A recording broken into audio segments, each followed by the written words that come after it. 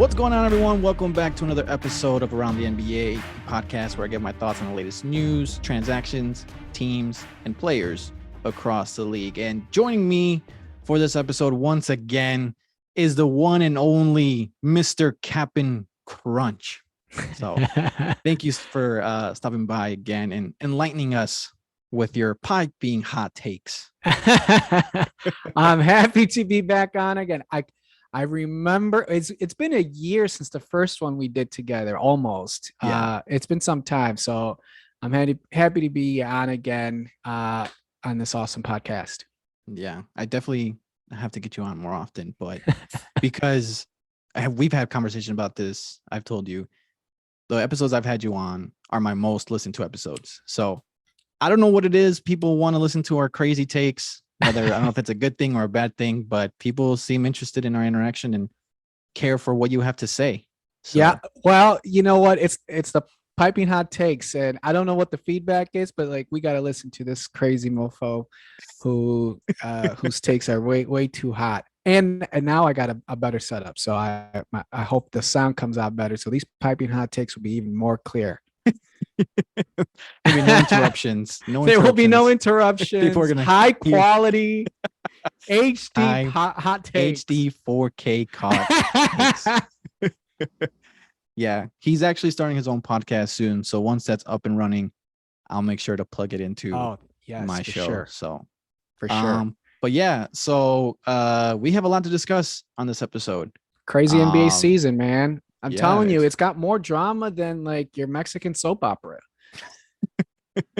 It's been a crazy one, and it's only been 20 plus games a quarter of the season. So it's a roller coaster. For this episode, we're going to be talking about certain players, and what we think about them currently, and how will we view them in the future, as well as how we feel about the Warriors and if their dynasty is coming to an end.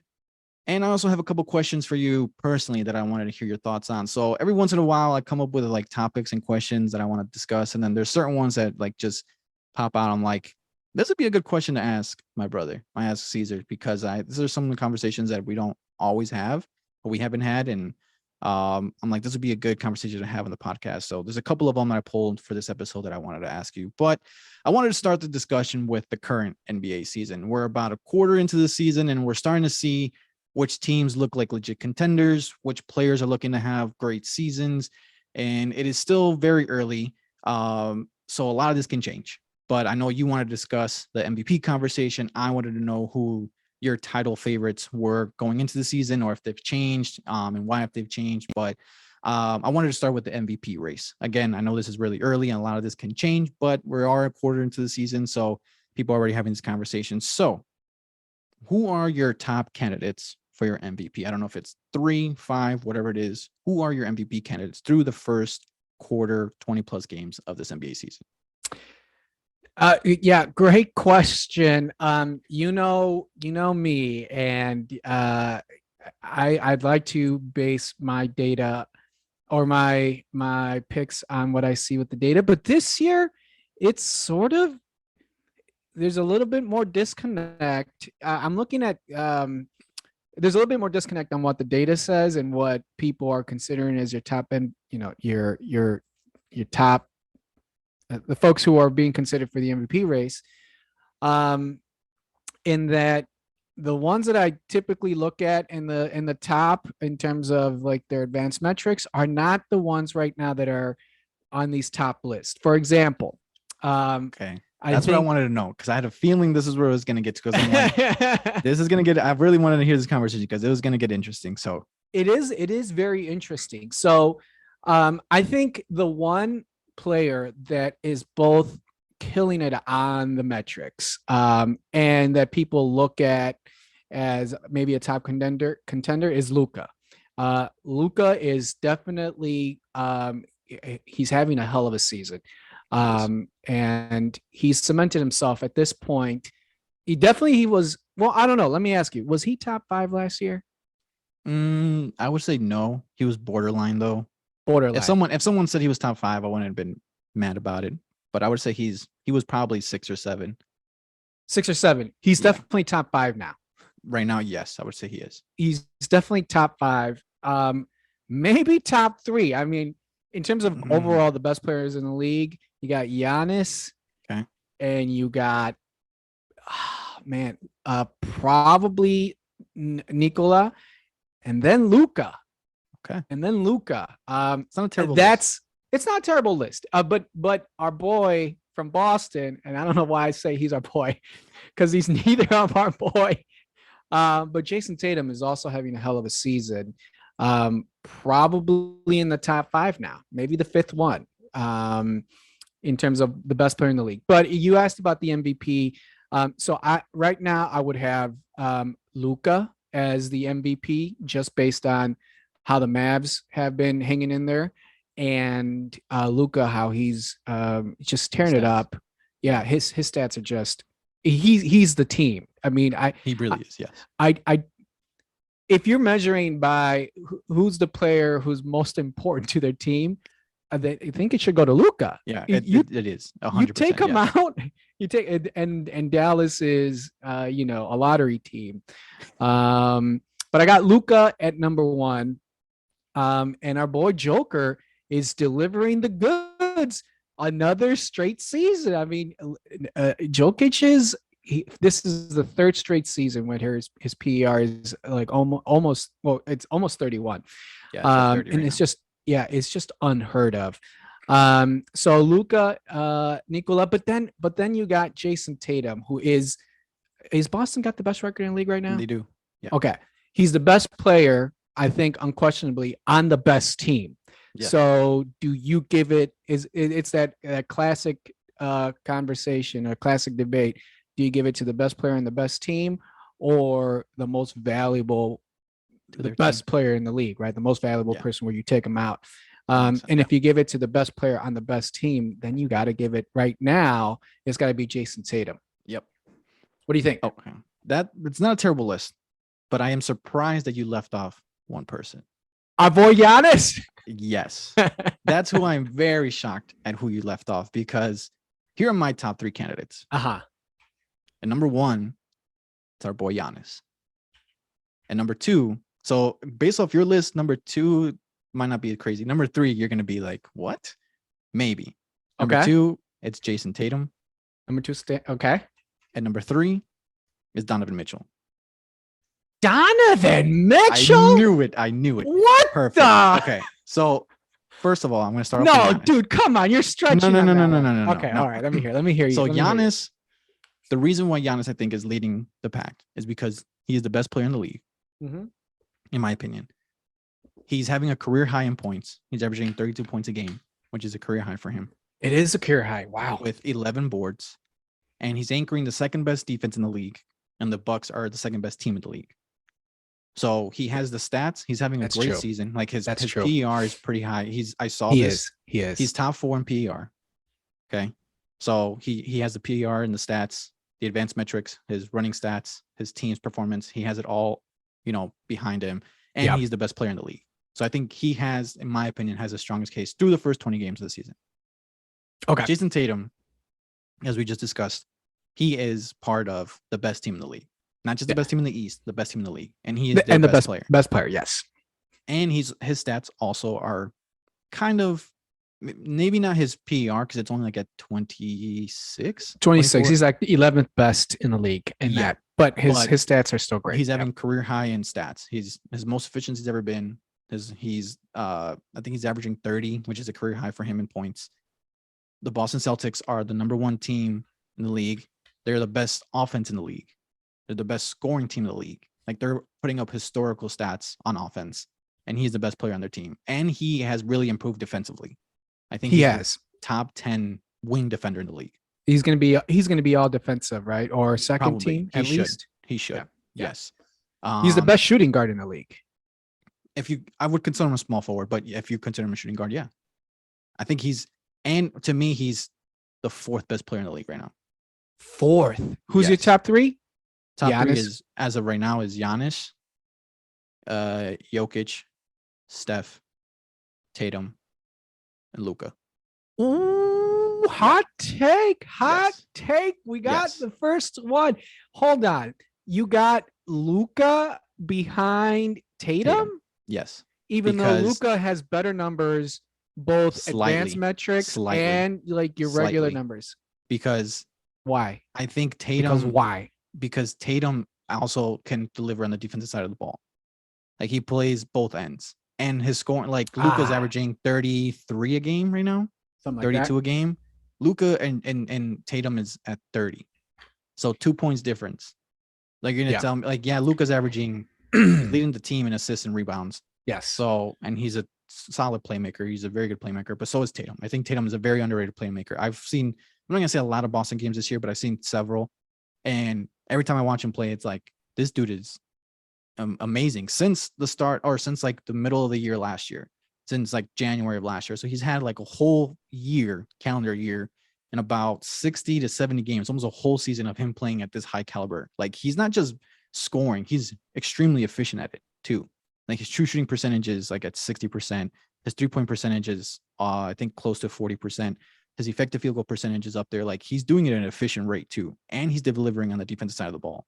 So I think they're on the same tier. So if someone said Luka's ahead of Tatum, I'm not mad at that. But to me, the fact that Tatum can also deliver, like he can deliver on the offensive side of the ball and defensive side of the ball, is what gives him the edge for me over Luka.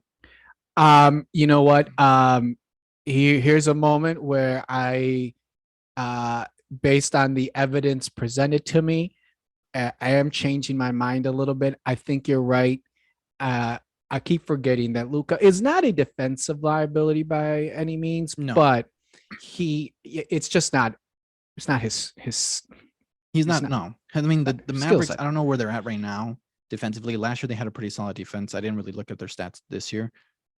He's a solid team defender, but one on one, Jason No, Tatum is like yeah, he is so much better. And like the way he put the defensive performance he put on against the Brooklyn Nets last year in the playoffs against Kevin Durant.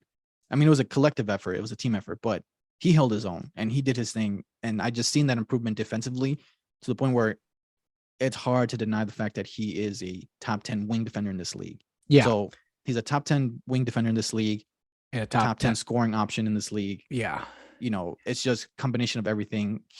That's why I put him ahead of Tatum or Luka. you can't go wrong on that. I think you're right. I now when we're considering defense, I was thinking of the overall impact, and if you take Luka out, that team suffers more than if you take Jason out. But overall, yeah, I would say probably Jason Tatum would be ahead of Luka by one spot.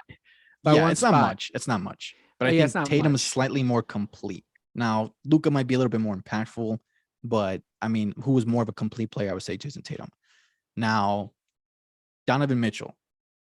Oh, yes. Here. This is why Donovan Mitchell is in my top 3 right now. Hold on, before we go on to Donovan Mitchell. Okay. Last year, and it was probably in one of the podcasts where I called Jason Tatum Walmart Kobe Bryant because he just wasn't at the Kobe Bryant level, and that was his thing to Yeah. replicate his career. He's no longer Walmart Kobe Bryant. He's actually as good. Probably like if you look at Kobe Bryant's peak, and I'm not talking about accomplishments, he's got a long Right. way to List. go to get to the accomplishments Kobe has. But in terms of the peak, I think we're starting to see his peak. If he sustains this for, let's say, 10 years, is there a possibility Tatum becomes greater than the master, than the teacher? I mean, it'd be hard for him. I mean, 10 years is a lot, but because the way I don't think he can sustain this for 10 years, the way he's playing right now. It's like all high level, like historically high efficiency, great stats, like scoring wise, terrific defense. It's hard to maintain that level of two-way effort for 10 years. I just don't see it. Like even Kobe's defense for the latter part of his career was overrated. Yeah. Like people say like, oh, he was, I don't remember. I think it's 9-time all defensive All or defensive. Yeah. 13-time. I don't know the exact number, but I know it's up there. Uh-huh. But there got to a point where he was no longer that great defensive. Like early in his career, he was very good defensively. He was great, but it kind of like stagged off. Same thing with like Kawhi Leonard. Kawhi at his peak, like defensively, was remarkable, but then he kind of started focusing more on his scoring, so his defense took a hit. So it's kind of hard for a player to sustain both levels of basketball, like both offensive and defensive side of the ball for 10 years. But if he can sustain this for I don't know, 6 years, 5, 6 years, 7 seasons, and he adds a couple of titles in there, maybe. But Isn't this? I know Kobe had like a 35 or something like 35 per game season or something. yeah, it was, I think, 06 or 05. Oh, Whenever, like, 06 the or year 05. right after Shaq left. Yeah, that where he was on a like this revenge tour to try to prove he was the best, but it Yeah. wasn't a very efficient season. His team was pretty bad, so it was just kind of like him, He was, yeah. being Westbrook.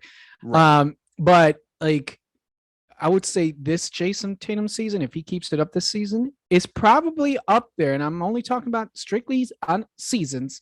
Is probably up there with the best Kobe Bryant season statistically. That's not crazy. I wouldn't say that's crazy. R- I know people are That's, saying, "Oh, Kobe averaged 35." I mean, Tatum's averaging 30. he's averaging 30, but doing it much more efficiently, Yes, right? And it's 100%. not Yeah. like Now people are that gonna matters. say people are gonna say, "Oh, he's got a better team and this and that," and that's fine. But if you're just looking at the stats and statistically speaking, It's comparable. it's up there. Like, yes. So And if you Jason look at Tatum the is, average Kobe season and his peak, this is what he produced. This was Yeah, like the yeah. average Kobe season. So a long ways away. All I'm saying is Jason Tatum is no longer Walmart Kobe Bryant. He is now Jason Tatum, a legit top 5 player in the league.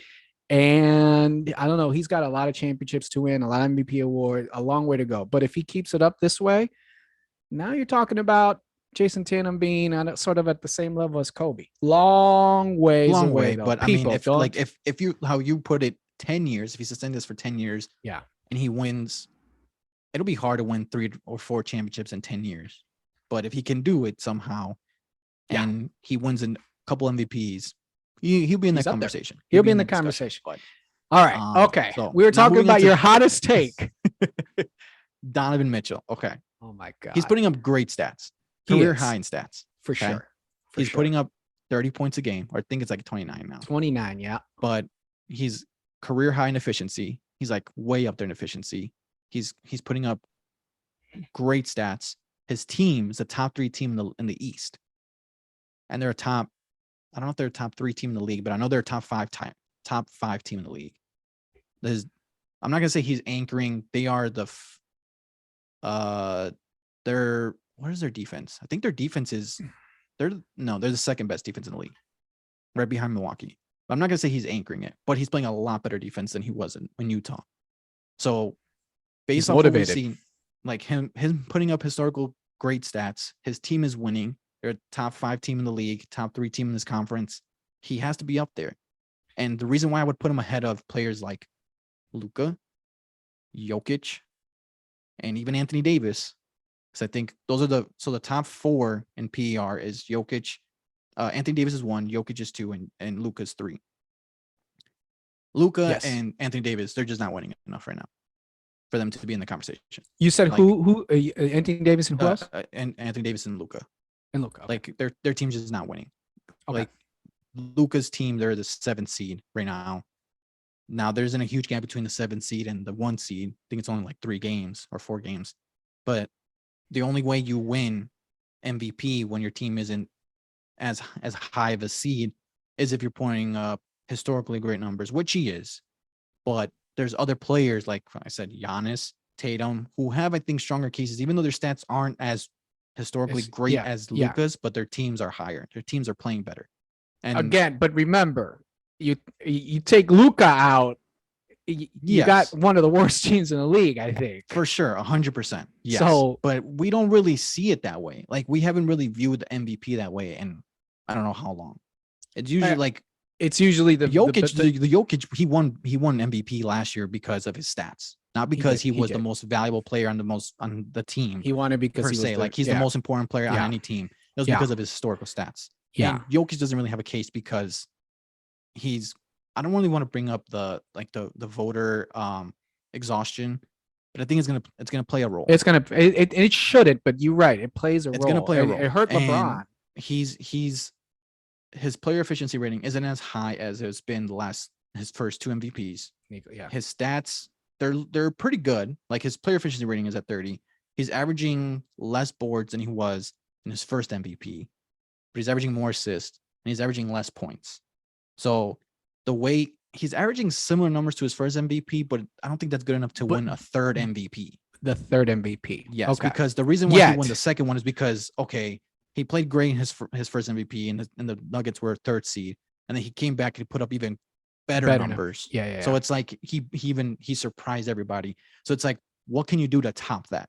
And what he's doing right now isn't topping his last year. Is in time, even though It's still in the great grand stats. scheme Like of anybody things, averaging 23, almost a freaking triple double, 23 points with a crazy efficiency that he is, everyone's like losing their minds. But it's just like that's what he's normalized it.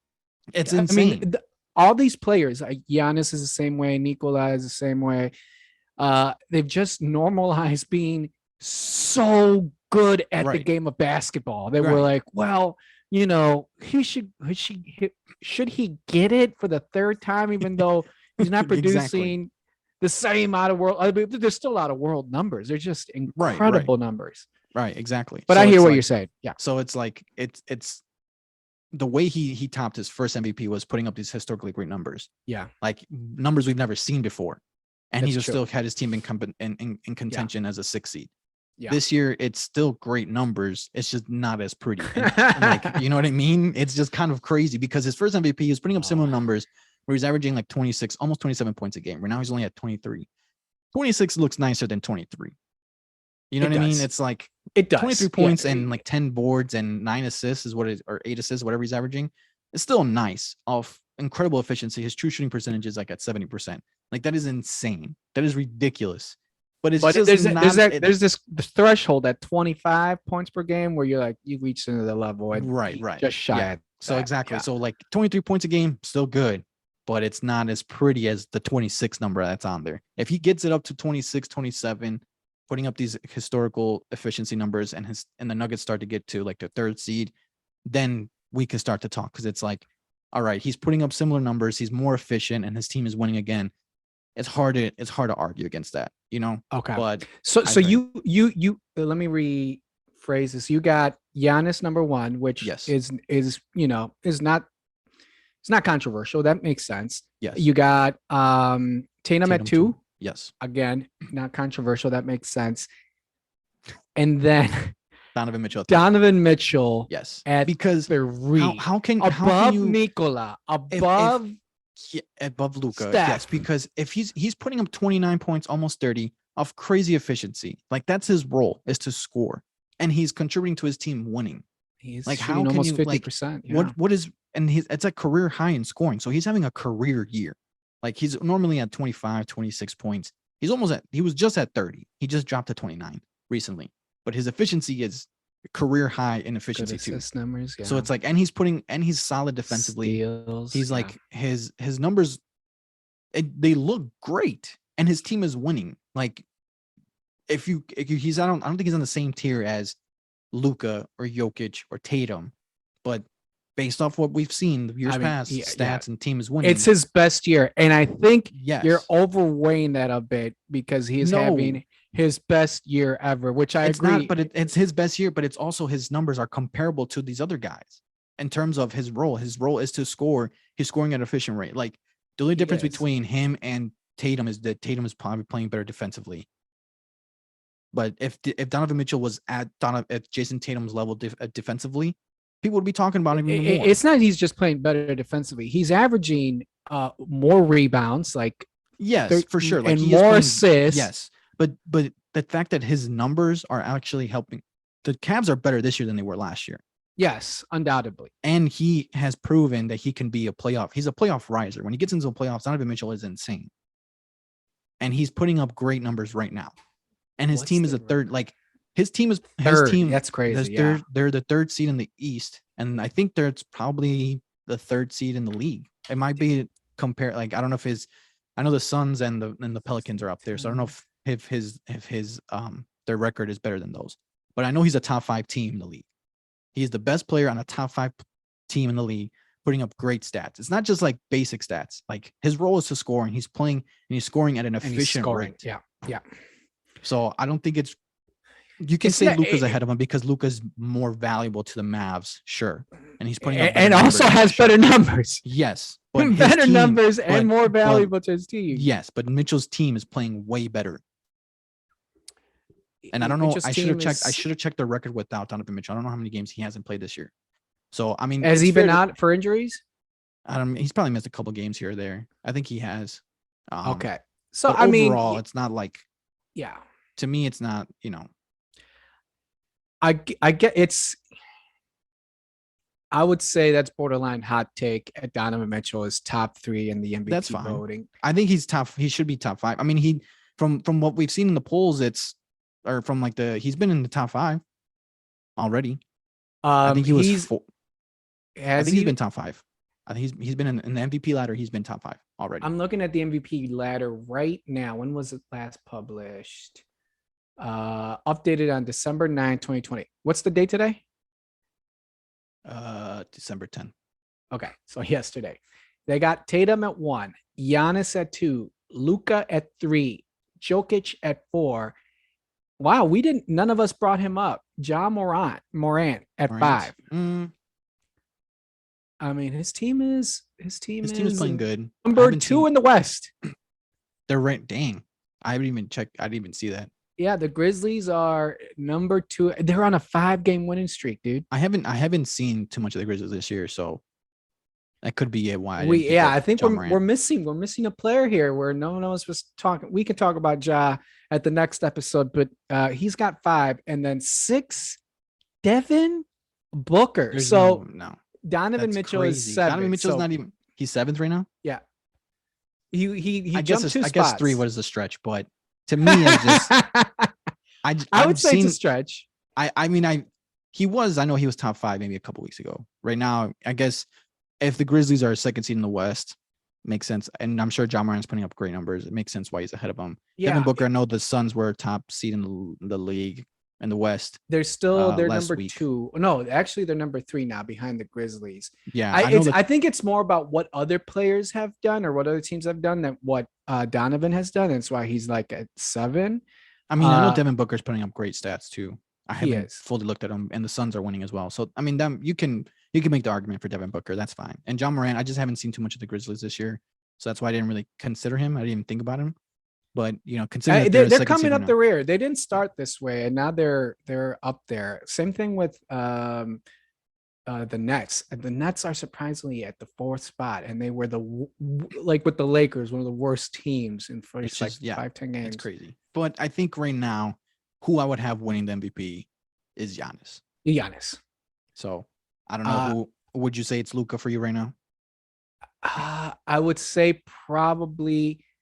Right now, he's what I consider to be the most valuable player, but I can see Giannis pulling this off.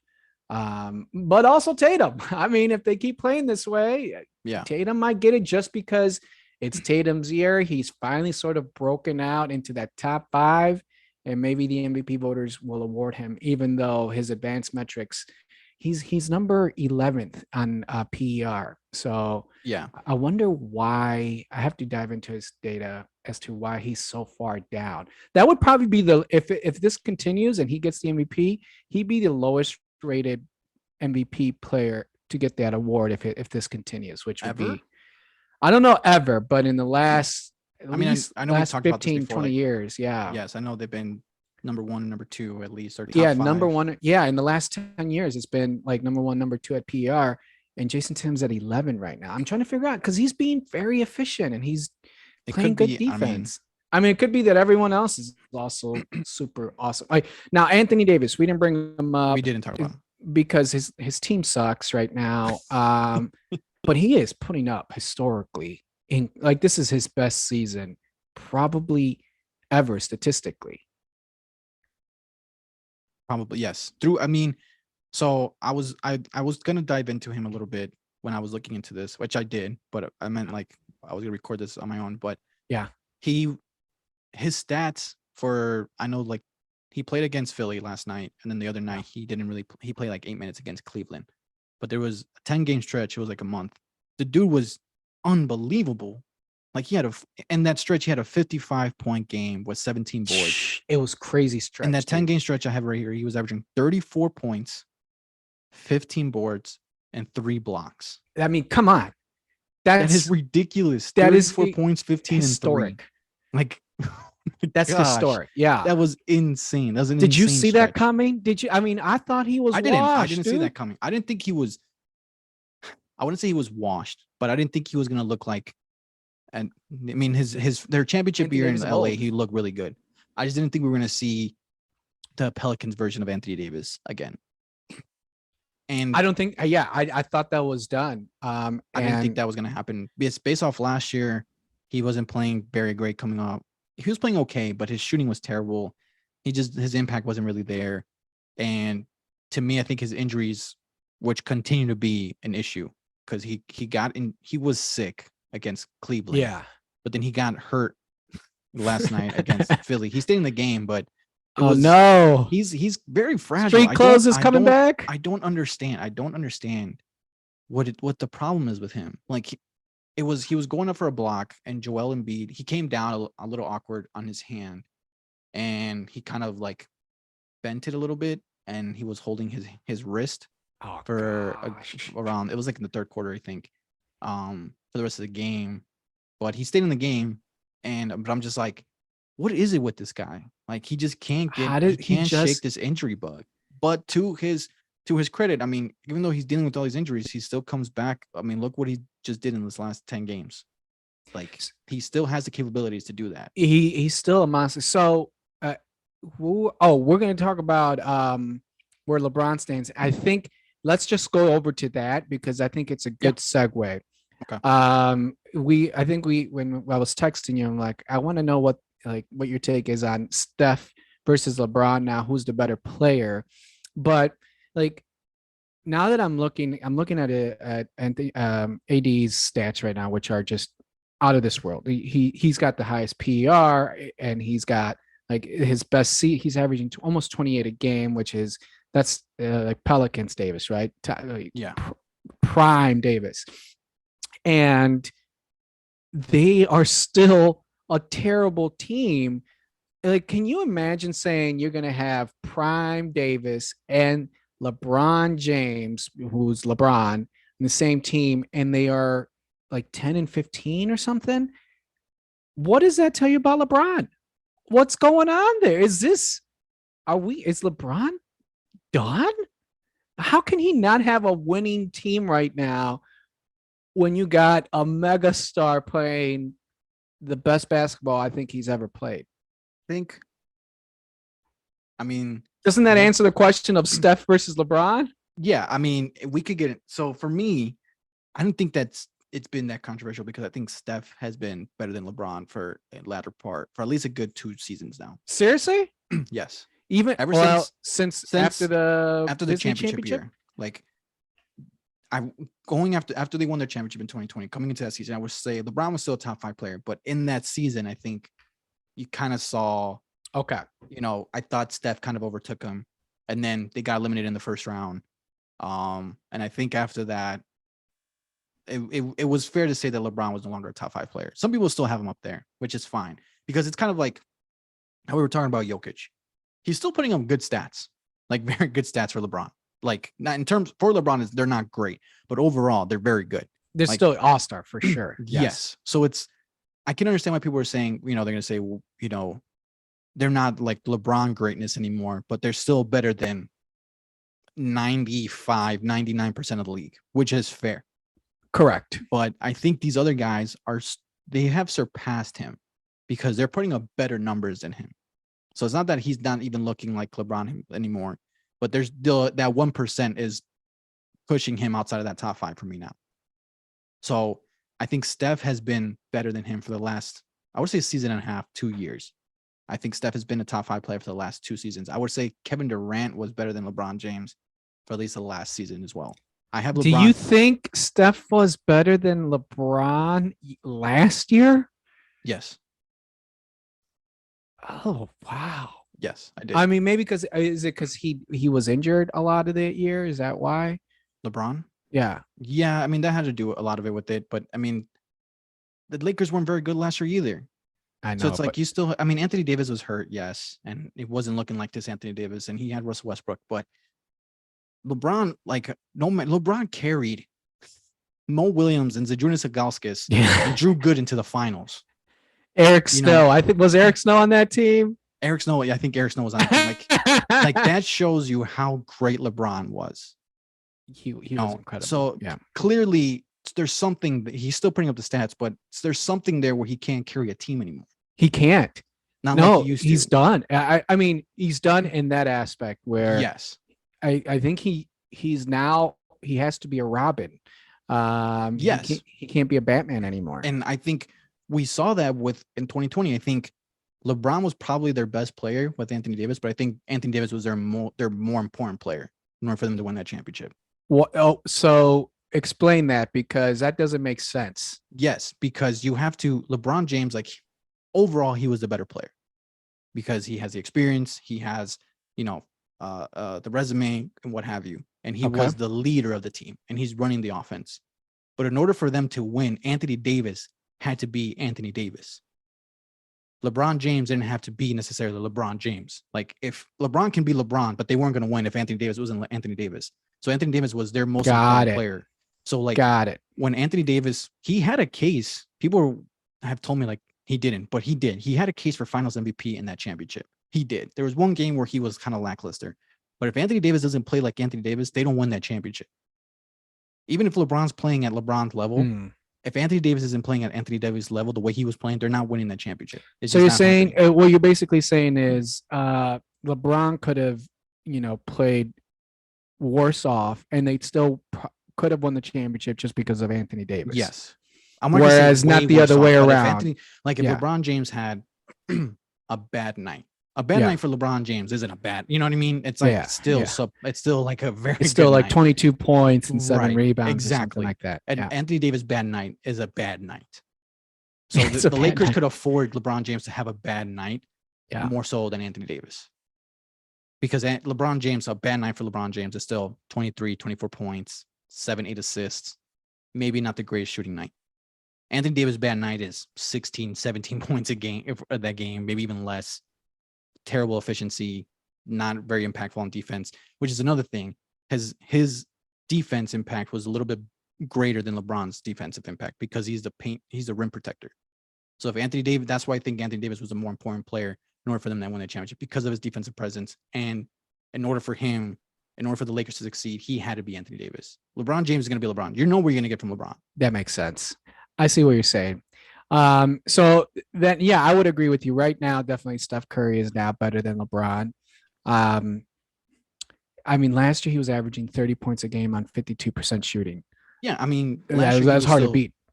And like 8 rebounds or they weren't winning. They were not winning. That's my point is like his impact. There's just, I don't know what it is. His impact is not there. And the it's Lakers just not team, there anymore. If you said this year, Anthony Davis is out and they're losing, their team is terrible. It's terrible. But last year they had a better team than they did this year. This year is just god awful. It's the Lakers team? Yeah. Yes. They can't shoot. They can't defend. They can't do nothing. They've been better lately. So if you wanted to make the excuse that, it's the team around him, I get it. But it's been 2 seasons where you can consider the playoffs the year before when he got eliminated in the first round. Yeah. No, you're right. They're a terrible team now. They weren't even a play-in team last year. They were not, and they're probably not going to be this year either, which is crazy. You don't even make the play-in. They expanded the playoffs, and you don't even get that. So 2 seasons ago, he got eliminated in the first round. I get he didn't have Anthony Davis, but once Anthony Davis was done for, effort for him was out the window. So that right there tells me he knows he needs Anthony Davis. Like, that's true. He needs Anthony Davis to win. That's a very good point. Anthony Davis is their most important player. Yeah, because once Anthony Davis was done for, he checked out. He's like, he did. I'm not gonna. There's no way I can win. There's no way I can. Even if I beat the Suns right now, I'm not gonna advance any further than this. I can't carry this. I can't carry the team. No. Yeah. So Anthony Davis was done, so he couldn't carry in the playoffs anymore. Next year they missed the play-in. They didn't make the playoffs. This year is looking like the same thing. So I don't think it's crazy to say LeBron James is no longer a top 5 player because his impact is no longer there. He's still putting up the stats, but the impact is just no longer there. Yeah, no, you're right. It's no longer there. If this team, the exact same makeup of this team with the exact same players, and the only difference being 2015 LeBron and this current version of AD, this year's version of AD, this team is in the top, right? It's in the Yeah, top three. 100%. Yes. And so that tells me the only difference is LeBron. Right. LeBron is Yes. the main difference between what this team would look like in 2015 with the exact same pieces, and what it looks like now. And it's so like I'm thinking about, this is sort of outside of the scope of the podcast, but like if you think about this year and all of the incredibly like historically great athletes that are finishing their careers, it's sort of sad. Like you're looking at LeBron's decline, and you're right. There people are saying you're not gonna appreciate it until it's gone. Like, oh wow, like you can see LeBron's decline. You're seeing it in the World Cup with Ronaldo was benched, dude. He was on Yeah. the bench for 2 years for the last two 2 games. games. Yeah. Messi's still playing pretty good, but not the Messi of old. And then you got the tennis stars, or you got Serena Williams, you got Roger Federer, um, Even the Tom only Brady. and Tom Brady. Like Tom Brady's like that cliff Right, I finally forgot. cliff. The The cliff finally came. it finally came. It's like, yo, that divorce will get you every time. It's I think LeBron can still play at Yeah, a he can. high level for honestly another 3 seasons. I was gonna say probably another 3 seasons where he's still an because all-star. he's still but it's his impact is no longer gonna be there. He eventually is gonna become just even a third. He's gonna be Alfred at one point, just being the facilitator to a Just being Batman the and Robin. facilitator. And you know what? I think LeBron's got that personality where he can do that and not take a hit to his ego. Yeah. Like a Westbrook can't do that. And we saw it with Allen, Kobe Bryant, like everyone who's been at the top, they just can't accept that role. Ronaldo, we're seeing it over that fiasco in Manchester United. But LeBron is going to be different, where like he's accomplished everything already. Yeah, and he doesn't. I wouldn't be surprised if he wins another championship at some point down the road, because he would be okay with just being the third best player on a team, and he's just all right. I know I don't have to score. I'm just gonna facilitate and just be out here and just look at Chris Paul. Like he could be a much better version at that point of his career than Chris Paul. Oh yeah, like if Chris Paul is just like your floor general and just running the offense, LeBron can do that easily. Oh, he could do that. Yeah. He can do that. Be the best one to do that in the league. Exactly. So like, I wouldn't be surprised if he wins another championships at some point. He won't be the second. He might not be the second best player anymore. He would probably be the third best player. But like you're saying, LeBron's never been that type of person where it's like he's not capable of accepting that role. Not capable of accepting. So let me ask you, let's say LeBron does pull it off in a few years. It ain't going to be with this Lakers team if they can rebuild, but they're so hamstrung with those contracts and lack of picks. But let's say he does in about 2 or 3 years win another 2 championships. And now he's at Jordan's record, but he won being maybe even the third best player on that team. Everyone's talking like if he matches Jordan's records, then it's probably like at least championship. Then it's no question he's the GOAT. But if he wins being the third best player on the team, does that change that conversation? I don't think so, because I think that'd still be very valid if he's contributing, if he's still impactful. Like Jason Kidd, for example. Jason Kidd was way past his prime, but he still contributed to that championship. Like he became a threat from the perimeter, like a shooter, and he was still being that playmaker, that facilitator. And I think LeBron James can play that role even way better. And LeBron's like he's become a better shooter. Like he has. I think LeBron can. I don't know. This is the worst year for like his efficiency, but in terms of like a 3-point shooter, it's like he's a way, way, way better 3-point shooter than he's ever been. So I think if he could just continue to work on that, like just become a spot up shooter, which would be crazy to see LeBron do. But I think he's very talented to the point where he can do it. Just become a facilitator and just stand on the perimeter and just shoot. He can do it. Like he really could. So I think his career is not over. Like it's not over. His prime is for sure done. But the argument is, okay, if he won championship, 2 more championships, if he wins another 2 championships, is he be now greater than Jordan? Even though he's not carrying those team, and I think you would put him, and that's okay. I mean, I think I would. Wow. If he's playing, if he's contributing, and he's 22 years into the league, and he That's wins true. another championship, and he's still playing effectively, still getting you 12, 13 points a game, 14 points a game, 9 assists, and he's really contributing and he's like really being impactful. Yeah, like he's not being necessarily carried at that point because he's 42. He's contributing. He's contributing. He's not being carried. So I think those championships would be very, very valid. They won't. I don't know if they'll hold as much weight as when he won the past, but they're still be very valid. They're still valid and they count towards the whole Yes. story of LeBron. Yes. So it's like that he was able to transform his career, take a Exactly. supporting role, and lead Yes. another or like help. every great player has to have some type of transition. Jordan became from an athletic freak to a more Yeah. mind, finesse yes, jump shooter, mid-range game. Yeah, He for changed those that. He last was two able to transition championships. to that, and people give him credit for that. Like, oh, he went from this high flyer, above the rim player, really athletic player to a smooth shooter, scorer. You know what I mean? Kobe Bryant Yeah. did the same thing. These Yeah. guys get credit for that. Tim Duncan, same thing. Dirk, same thing. Like these guys, all-time greats, get credit for transitioning their Adjust for game that, and yeah. becoming something different than they were. So if LeBron can transition his game into something like that and still contribute to championships, yeah, I think I think you're right. Now that I'm thinking about it, if this dude is able to transition into a supporting role and then be in a championship team and win another one, I mean, he's already in the discussion against Jordan. He is already in the championships, discussion. and And some people put him up there. And every year that passes where he's producing 25 a game, like this far into his career, is like even more. and he's gonna establish himself on the record books even more. I think he's about to become the all-time leader in scoring. He just surpassed Magic Johnson in assists. Imagine if he's playing another 4 or 5 seasons and just becoming a facilitator. What's that going to look like? Is he going to have the assist record too? If he's playing 5 years down the road, I wouldn't be surprised. I don't know what the assist. I don't know what's the margin right now.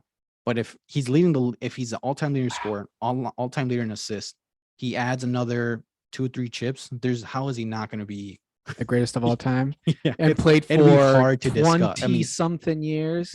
Exactly. It'll be hard to deny him that. And he was elite and the best player in the league for 10 of those 10 plus years. 10 of the plus years, yeah. Like, yeah, he's getting closer and closer to closing that gap with Jordan. And he's never had like a major injury, a major break in between seasons. Jordan retired. He was injured his second year in the league. Jordan retired twice. LeBron's literally done this since 2003, nonstop. Even Kobe towards the end of his career was derailed with injuries. His Achilles injury. He took a dive at the end. Not with LeBron. LeBron is just, if he continues to play with this way, he's obviously going to miss a lot of games. Maybe he already is, but he's not missing full seasons. He's not missing full seasons. He's playing for the last 2 years at least half the season, or has played at least over half the season. But it just goes to show how advanced how much they're taking care of their bodies now. Like you saw Jordan in his prime out with cigars in the golf course and the club, and LeBron is just like keeping his body right. And a lot of these athletes are. He's just locked in. Tom Brady is another example where they're taking such good care of their bodies, and it proves that you can play into your late 30s and 40s at a really high level. Yeah. Exactly. Even now, Tom Brady, he has fallen off, but like he's not like Jared Goff. He's still a starter. He's still like a good starter in this league. He's NFL. Still a really good player. Like I'd take Tom Brady over maybe 25 Russell Wilson this year. Russell Wilson was terrible this year. Oh, dude, Russell Wilson. Like Wilson is having. I think he's the worst quarterback in the league. He might be like the 33rd best quarterback in the league, and you only have 32 starting spots. Yeah, so like you would take Tom Brady this year over Russell Wilson. Like that's not crazy. That's not crazy. That contract is crazy though. That I Russell Wilson contract. Yeah. Oh my God, it's horrible. Yeah. So we should have a sports podcast in general. But anyway. But anyways, in terms of LeBron, I think I don't think it's disrespectful to say that he's no longer a top 5 player in this league.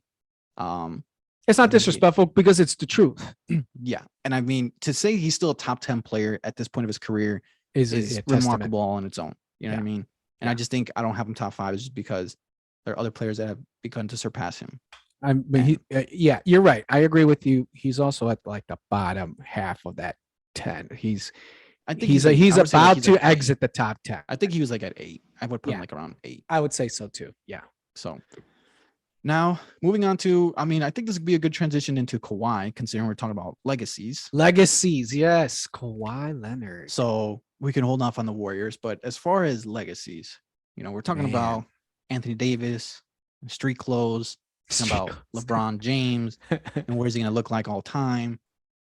Kawhi Leonard. I said I wanted to talk about this a little bit because you were big on Kawhi, dude. You had Kawhi I was, and I so know, high for a long time. Yes, and I know I have some walking back to do because, and I didn't blame you when you had him up there. Dude, he was. That's what I was gonna say. When Kawhi was at his best, yeah, Kawhi, to me, I would say he was a top 3 player in the league. Yeah, he was top 3 for sure, top 5 without question. But I would say he was top 3 player in the league at his best. The problem was, at his best, didn't last very long. It was very, very short lived, and very short lived. Since his whole injury debacle with San Antonio, his load management stuff, it's just been like insane. Like, what are you? Get on the floor, dude. Just read, because this is what I don't mean to talk bad about athletes and their bodies, and I don't know what they go through. Like, I don't know what their mindset is. You're right. Yeah. And someone that I've dealt with a lot of injuries, I get it. Oh, I know how many hospital visits you had. But I just read an article, I think it was literally yesterday, where it was saying that Kawhi Leonard is getting frustrated over this load management. Wait a minute, what? Yes. He's getting frustrated. He's getting frustrated with the Clippers organization over the load management. I'm like, isn't this what you asked for in San Antonio? Like, they wanted you to play and you got frustrated with San Antonio, and that's what you wanted out. Because you're saying that they weren't listening to you, the team doctor wasn't listening to you, you know your body and this and that. So you know when you can play, when you can't play. And you wanted them to take care of you a little bit more. The Clippers are being they're really trying to walk on thin ice and like not play him because they don't want him to miss more time. And apparently he's frustrated over the load management. Which one is it? Like, I don't understand anymore. I don't know what he wants. What does this dude want? He's only played 7 games? No. He's only played 7 games. He's played no back-to-back, and he's in a limit restrictions. I think he's only playing like 12 minutes a game. How do you even get in rhythm? Dude, he's shooting 16% from 3. He's having 40% from season. Field goal. It's like the worst season. At this point, just don't play. Either you play him or you don't. Because if you're playing him, like he's not improving. He's not getting into in-game rhythm. He's not getting into in-game shape. Playing, I don't know what his minutes are right now. I think he was only playing like 12 minutes a game at one point. He must be with like averaging 11 points a game. He must be just playing very few minutes played, 24 a game. Yeah, that's nothing. 24 game, like that's a half. 6 a quarter. Yeah, 6 minutes a quarter. That's a half. You're playing one half. Mm-hmm. You know what I mean? Like, if you're gonna limit him, at least get him up to, close to 30. Is he coming off the bench? I think when he plays, he starts. Okay. Let me see here. Yes. Oh, he's played 7 games and he started in 5. Yeah, 5 of them.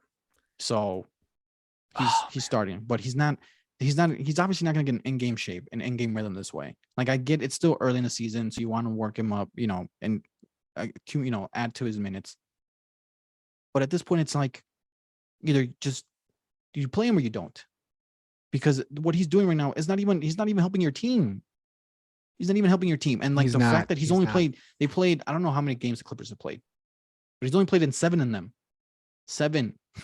He's only played like 7. I get the minute restrictions, but if you said like if he's only playing 24 minutes a game, but he's played 15, 16, 18 games this season, I'm like, okay, because he's playing games. He's not playing much in the game. He's played a quarter of the games. They've played 27 games. That's insane. Yeah. He's 27 games. He's only played 7 of them. Yeah. And he's playing 24 minutes in those games. So he's barely played he's played like 3 full games. That's true. If you count his minutes, it's only been like 3 full games. It's like 3 full games. So maybe San Antonio was on to something. Like, people were like, man, San Antonio didn't treat him well, but like, I don't know. They seem to. He did get that championship, and it was his best season. But Exactly. So I'm like, is what? And again, I don't want to question anybody's character because I don't know them, but it's like it seems like I get that he's towards ACL, and I get it's a doesn't he have serious like a injury. degenerate knee issue or quad Apparently, issue? yes. I think it's a Like, knee issue, which I get, but all of this is kind of it's gonna hurt how we look at him in terms yeah, of his legacy, like I mean, without a doubt. Like he's if just more and successful than people, I haven't really heard people criticize him, but people love to drag Anthony Davis through the mud. Charles Barkley called him street clothes.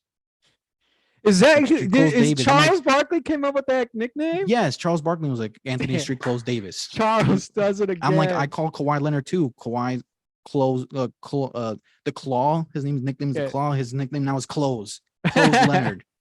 Like, what are we doing? Like, I just hold the same energy. Like, if you're gonna hold Anthony Davis accountable for being injury prone and this and that, you gotta hold him. You gotta hold Kawhi Leonard accountable too. Like, is it maybe because it's his personality that he just never was flashy and he was always so people give him a little bit more? Yeah, because it's like he difference? doesn't. He's not like Anthony Davis. I guess I can see why people maybe have some type of animosity towards him because he was kind of, I'm not gonna say a showboat, but he likes to do like antics and he's like likes to flex and like to do a lot of on-court antics like Steph Curry and yeah. a lot of those players they get some hate. Yeah, they do. Because they like to. I'm not gonna say theatrics, but they're they can showboat a little bit. So you get a little bit more haters. Yeah, so people are gonna hate him. Kawhi Leonard is just his face, like it's just a serious face. Like there's been pictures, there's been memes of him dunking, and he's got no reaction, nothing, no he's reaction just in the air. Just so I get it. So maybe it's just his personality, but this is without a doubt going to hurt his legacy. Like he's got two championships now, two Finals MVPs. So I'm like, wow, this guy, he's barely like when he won his championship in Toronto. I'm like, he's hitting his peak. He's playing great.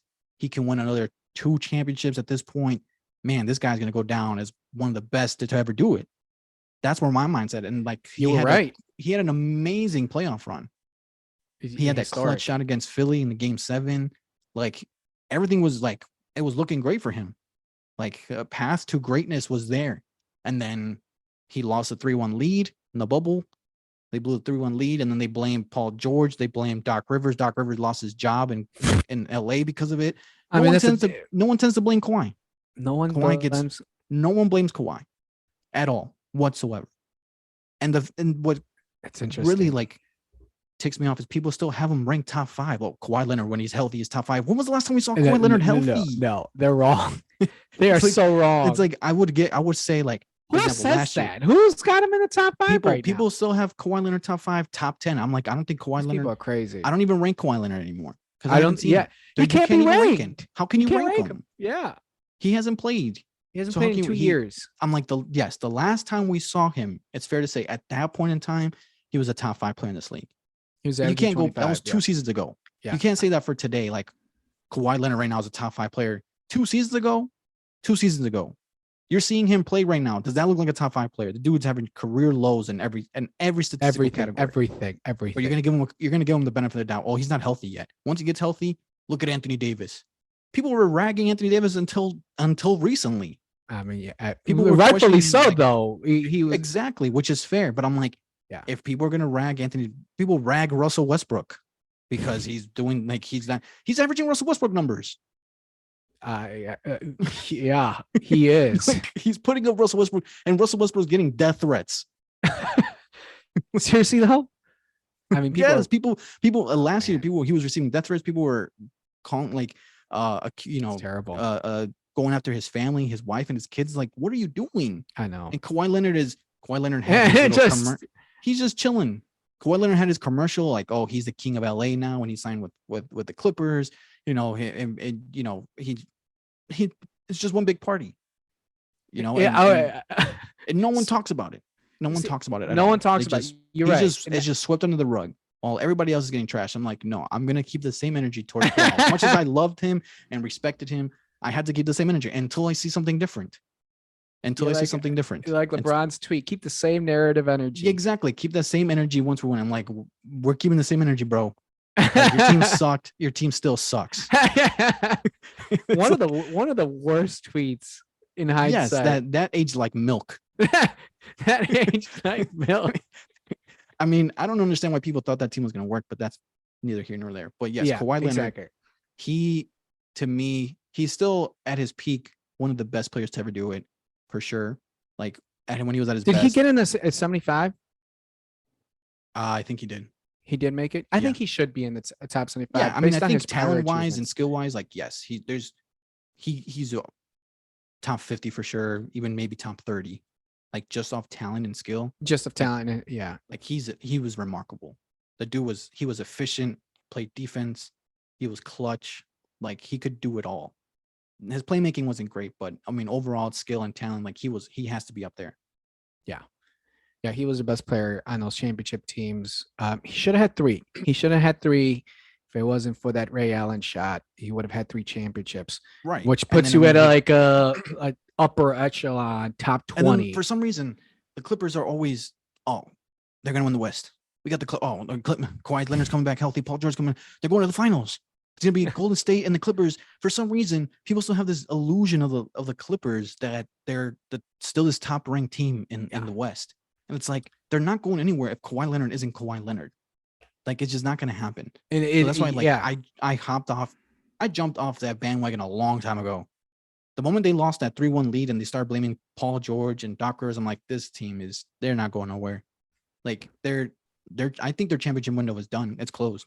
Oh, it's done. They had maybe 1-2 seasons, and then after that, it was the first two seasons. What was his name? Patrick Beverly, who right now is the worst player in the league statistically. Pat Beverly has the worst stats in the league, but that's when he said, "What like we own This the is our West time. now. This is our This is our time for the time, yeah. next 5 years or something and then stupid."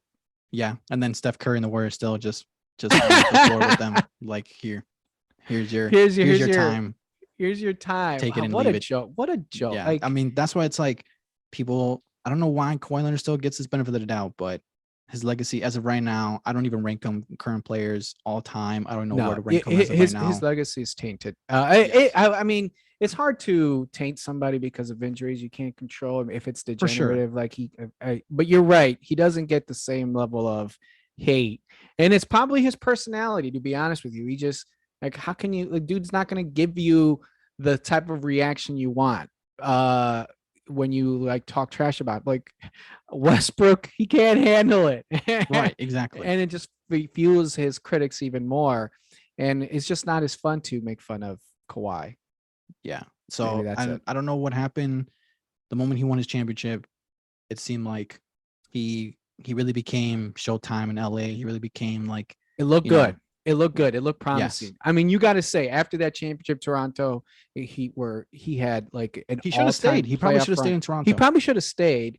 But then you got the Clippers, and you got Paul George, and you had Doc, which again is now in hindsight just he's an overrated coach. But you had the pieces there for a really long run, and so I didn't disagree with you when you were saying like you were really high on Kawhi at the time because like it makes sense. Dude's he's one of the best. He's the best player in the league at the time, and it just did not materialize. It's one of those big what ifs, kind of like Derrick Rose, which, damn it, which we can get into later on. But yeah, as far as Kawhi, I think his legacy is tainted, and as of right now, until I see anything different, I'm gonna hold his energy and I'm gonna keep him accountable, and I'm not gonna trash him, but I'm just gonna be like, come on, you're the new street clothes. He's the new street clothes, and get out and play already, like dude. Like I guess you said that there was an article where he doesn't. He's not happy, not but happy about the low like management. you set that precedent, dude. Exactly. So, well, now moving on to the Golden State Warriors, as we were just talking about the Golden moments State ago Warriors. about how they were just, Patrick Beverly thought their time was done, and clearly he was very, very wrong. But the Warriors. So, actually, we didn't get to your. I guess this could be a good time. I didn't get to who you thought who your prediction was for the title. Before the season began? Yeah. I'm probably going to be agreeing with you on this one. I thought out of the West, it was going to be another Phoenix Golden State Western Conference Finals. And maybe Denver because they were getting healthy again. Yeah. So I'm like, Jokic now with a healthy team may be dangerous. But I had Golden State coming out of the West, and in the East, it definitely was between Boston and Milwaukee, which could still definitely happen. But I have, I like the way you were for Kawhi, I'm for Giannis. I just he's just up there for me. So I had Giannis in the finals this year again, and probably Golden State. Okay. Which is before why the season started. Right. Which is why I felt like this is a good time to ask that, because coming into the season, I thought Golden State was just gonna, again, I thought they were gonna cruise to the regular season and then turn it up in the playoffs. Yes. Not looking like it. Something's happening. But it's not looking like they're cruising very much right now. It seems like they're in the middle of a hurricane out in Golden State, because right now it's not looking pretty at all. And what's happening out there? The issue is, I mean, the thing is, Steph Curry is still putting up great stats. He's legit. Like great stats. Killing it out there. And his teams they're just not winning anymore. And I don't know. I know the question is their dynasty over? That's the question. I don't know if their dynasty is over just yet. I would need to see two more, at least like 2 full seasons of the way they've been playing right now for me to say it's officially over. I think I would need to see at least another, for sure, the rest of the season and next year to say, yeah, their big three, their dynasty is done for. It's over. Because I understand, like, we've seen like them not being the Golden State Warriors in the past, like recent years, but they were dealing with injuries. Like Steph was hurt, Clay was hurt.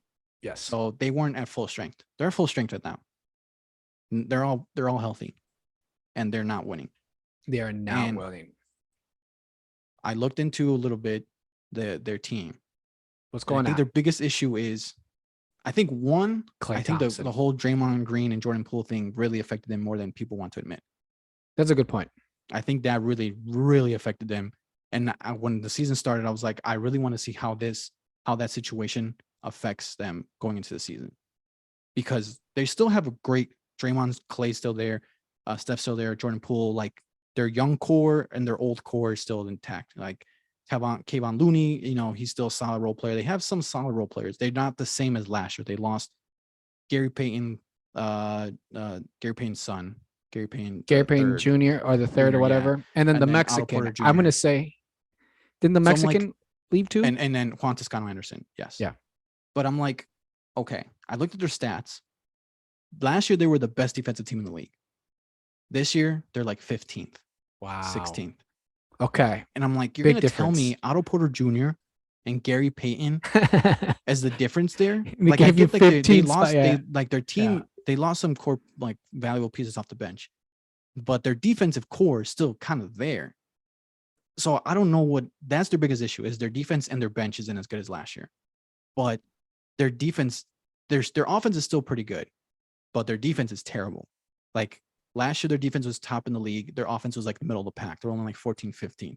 This year's reverse. Their offense is one of the best. Their defense is terrible. Dang. So their defense, I think it really is. I don't know. It's definitely their defense. I haven't watched a ton of Golden State Warriors games this year, so I can't really tell based off the games. But just looking at the stats, it has to be their defense. And I think their Jordan Poole and Draymond Green situation really affected them. Messed up the chemistry? Yes, I think it affected them a little bit. And they may not admit it, but it's clear there. Like Jordan Poole, he has had a great year last year. He's not playing the way he's not playing up to his contract. That contract was a big contract. Yeah. Klay Thompson, he's still putting up like 20 points a game, I think, 18 points a game. Clay, his efficiency is not great. It's not as good. He's below average right now. Yeah, his efficiency is terrible, actually. Like, his efficiency is not good. Yeah. Their second best player now is Andrew Wiggins, which is fine because Andrew Wiggins was their second best player in the finals. Like, he was terrific in the finals. He was their second best player. Yeah. He was amazing. So right now their two best players are Steph and Wiggins. Draymond, again, I haven't watched too much of him, but he's clearly below average too. He's not anchoring their defense anymore like he used to. Mhm. So there's a lot going on there that, I was reading an article the other day that it seems like Kerr was saying that their bench isn't clearly as good as it was last year. And he was trying to find someone off the bench that can kind of replicate what Draymond is doing, but he can't. Like, there's no one that can replicate what Draymond does. Is like the defensive anchor, kind of be the playmaker, the facilitator for that team. Off the bench. Everyone else is running around trying to get Yeah. open. They don't have that off the bench. Yeah. They don't really have passers. So Draymond's kind of playing. He's kind of coming off the bench. So is that telling you like Draymond's kind of washed too Wait a now? minute. Draymond is coming off the bench? Yeah, like for like the last 2 games, like he's coming off the bench. What? Yes. I wonder if he's talking about this on his podcast. Yeah, I mean, because Kerr's like, there's no other. This is like, so that's He when needs that he okay. needs him on like the. So it's role. more about strategy for the team and not because Draymond Yes, not because is he's not playing that well. It's just like he was saying, like, we don't have another Draymond to help run the offense for the bench. I We don't have wonder a how that playmaker on the conversation bench. went when he told them, look, Draymond, I He need you to probably come up. punched Jordan Poole again. He went into the locker room and took it on Poole. Yeah, and I think, like I said, I think that really hurt them. I think it hurt Jordan Poole, and I think, the fact that he didn't really get suspended by them. He got suspended for like, I think he missed a day or two, but they didn't suspend him for any games because they didn't want to miss the season opener because of their ring celebration and what have you, like their championship celebration. Yeah. So they didn't want Draymond to miss that. So that's why they didn't suspend him, is what they were saying. But a lot of their teammates came out and said, well, Draymond's going to have to gain our trust back, is essentially what they're saying. So, I mean, on the court, I'm sure it looks fine and looks dandy, but yeah, off the court, I'm sure there's some dynamics there. Yes. Yeah. I think you're right. I did not dive into their stats, but when you say that their defense has dropped from being number one, which their defense won the championship last year, or at least got them that far, and then dropping to 15 is what you said? Yes. They're That's in the middle of the pack. Yeah, I don't know what happened because he still had. Well, you're right. The players that they lost, you just don't expect the team to take such a huge exactly hit. like Gary Payton. Like, he's a very good defender, so like their defense took a hit there, but he was coming off the bench. Exactly. Him, Otto Porter Jr., another solid, big size wing defender, coming off the bench. So it's like these guys are coming off their bench, and your defense is still fit. Like, you're telling me those 2 guys were the reason why you were the best defense in the league? Well, now that you mentioned Kerr putting Draymond on the bench, so basically to replace those players, I guess, yeah. I mean, maybe it just shows like people think maybe it's their offense that's carrying them, but I think it's their defense. Their defense is what's been carrying them. They have great offense. Like, they can turn it up at any point. So that's why it's like their offense they statistically may not show like, oh, like for example, this year I think they're top offense in the league, but last year they were like in the middle of the pack. They weren't one of the best offenses in the league. They were like 12th or 13th. So to me, it's like their defense was carrying them, and then their offense was just like a cherry on top because they can outscore anybody at any point. They weren't doing it on every single night, but they were capable of just lining everybody up at any point. Yeah, they could, and they could still do that. Like, they really could, like Steph. But I mean, honestly, I don't know, because I don't know if Steph they can it, anymore. Klay Thompson probably exactly. Klay, I don't think Klay can do that anymore. He's putting up 20 points a game right now, but his efficiency is terrible. Jordan Poole's thing is like 17, 16 points a game. Yeah. I couldn't Yeah. remember his efficiency, but he's having worse year this year than he was last year. Klay shooting 40% from the floor. His PR is 12.6, dude. That's like 3 points below the average player in the league. Yeah. And I mean, and I was looking at his PR, and like during like their prime, he was like at 16, 17, which makes sense because I mean, there was a point where you have Kevin Durant, they were just so loaded, overpowered. He's not going to really flourish, but he was still very lethal with his shooting. Yeah, the but shooting. I mean, his average while he was in his prime was like anywhere between 16 to 18. Right now it's 12. And now it's 12. So clearly it's he's not the same player. He's not the same player. And how could you be, man? Like a knee injury and then Achilles? Yeah, for sure. So it's like, I get why they're no longer, where they should be, but they were last year, which is like, were last year. I was about to say like, that. Yeah. I don't get it. I don't understand with them. Like I said, I haven't watched too much of the Warriors this year, but to me, to say that the question is their dynasty over? I'm not going to say yes as of right now. But if they play like this all season long, it's still early, so they can turn it around. I mean, Boston turned it around last year around January, so it's still early, though they can turn it around. So, Yeah. but if they continue to play this way this year, I think Draymond's contract is coming up. So, and they haven't re-signed him. They're not going to re-sign he him. ain't going to be resigned. No, he's And gone. there's murmurs about him going to the Lakers, which would be a joke. Like, are you kidding me? Then, like him, That's Russ, your savior? and Patrick Beverly, that's terrible. Westbrook, They're gonna be punching each other in the middle of the game. Three of the most hated players. I don't know. Westbrook maybe not be so hated. He's when he plays terrible, he's so terrible. He's so bad. Yeah. But Beverly and Draymond are definitely some of the most hated players in the league, right. Rightfully so. But yeah, to the Warriors, I don't know. We'll see. You're right. It's early in the season. They may be able to turn around. Kerr is a phenomenal coach. He may make the adjustments necessary, and maybe it's a mute point and they rebound and make a deep run. I don't know, though, if they will be able to. And if they don't, I think you can take this year as, yeah, I think it's done. Because one, these players ain't getting any younger. True. Clay is going to keep getting worse. Dre is going to keep getting worse. And as good as Steph is, I don't know how long he can play at this level. So next year, they're going to be worse, those three players. Who are you going to replace their production with? Wiggins playing pretty great, or last year, but you can't. I mean, it's still Wiggins, and they're like their contract situation or their salary cap is already it's crazy. It's just astronomical. So you can't kind of build or bring in free agents. And do they have draft picks? They might be able to do some with the draft, but that's maybe. Like 3 or 4 years down the line. Yeah. I mean, they kind of had that break in between when Steph got hurt and they got like that top pick and they were able to get Wiseman. He was like the second. Oh, yeah. Pick, how's Wiseman doing? Pick. He was just in the G League. They sent him to the G League because he hasn't been playing great. Dang, like he's been playing terrible. Right. They did send him to the G League. So that's the thing. Like even their young players, like the guys who were supposed to be up and coming and taking over for these other guys, they're not performing. So it's like Jordan Poole, like he's having a down year. James Wiseman, who was their top pick just a couple seasons ago, he's not performing. No, he's not. What's his name?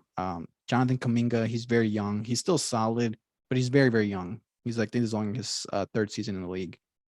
So their young core is still young, but you're right. Like, I think this is going to be Draymond's last year in Golden State.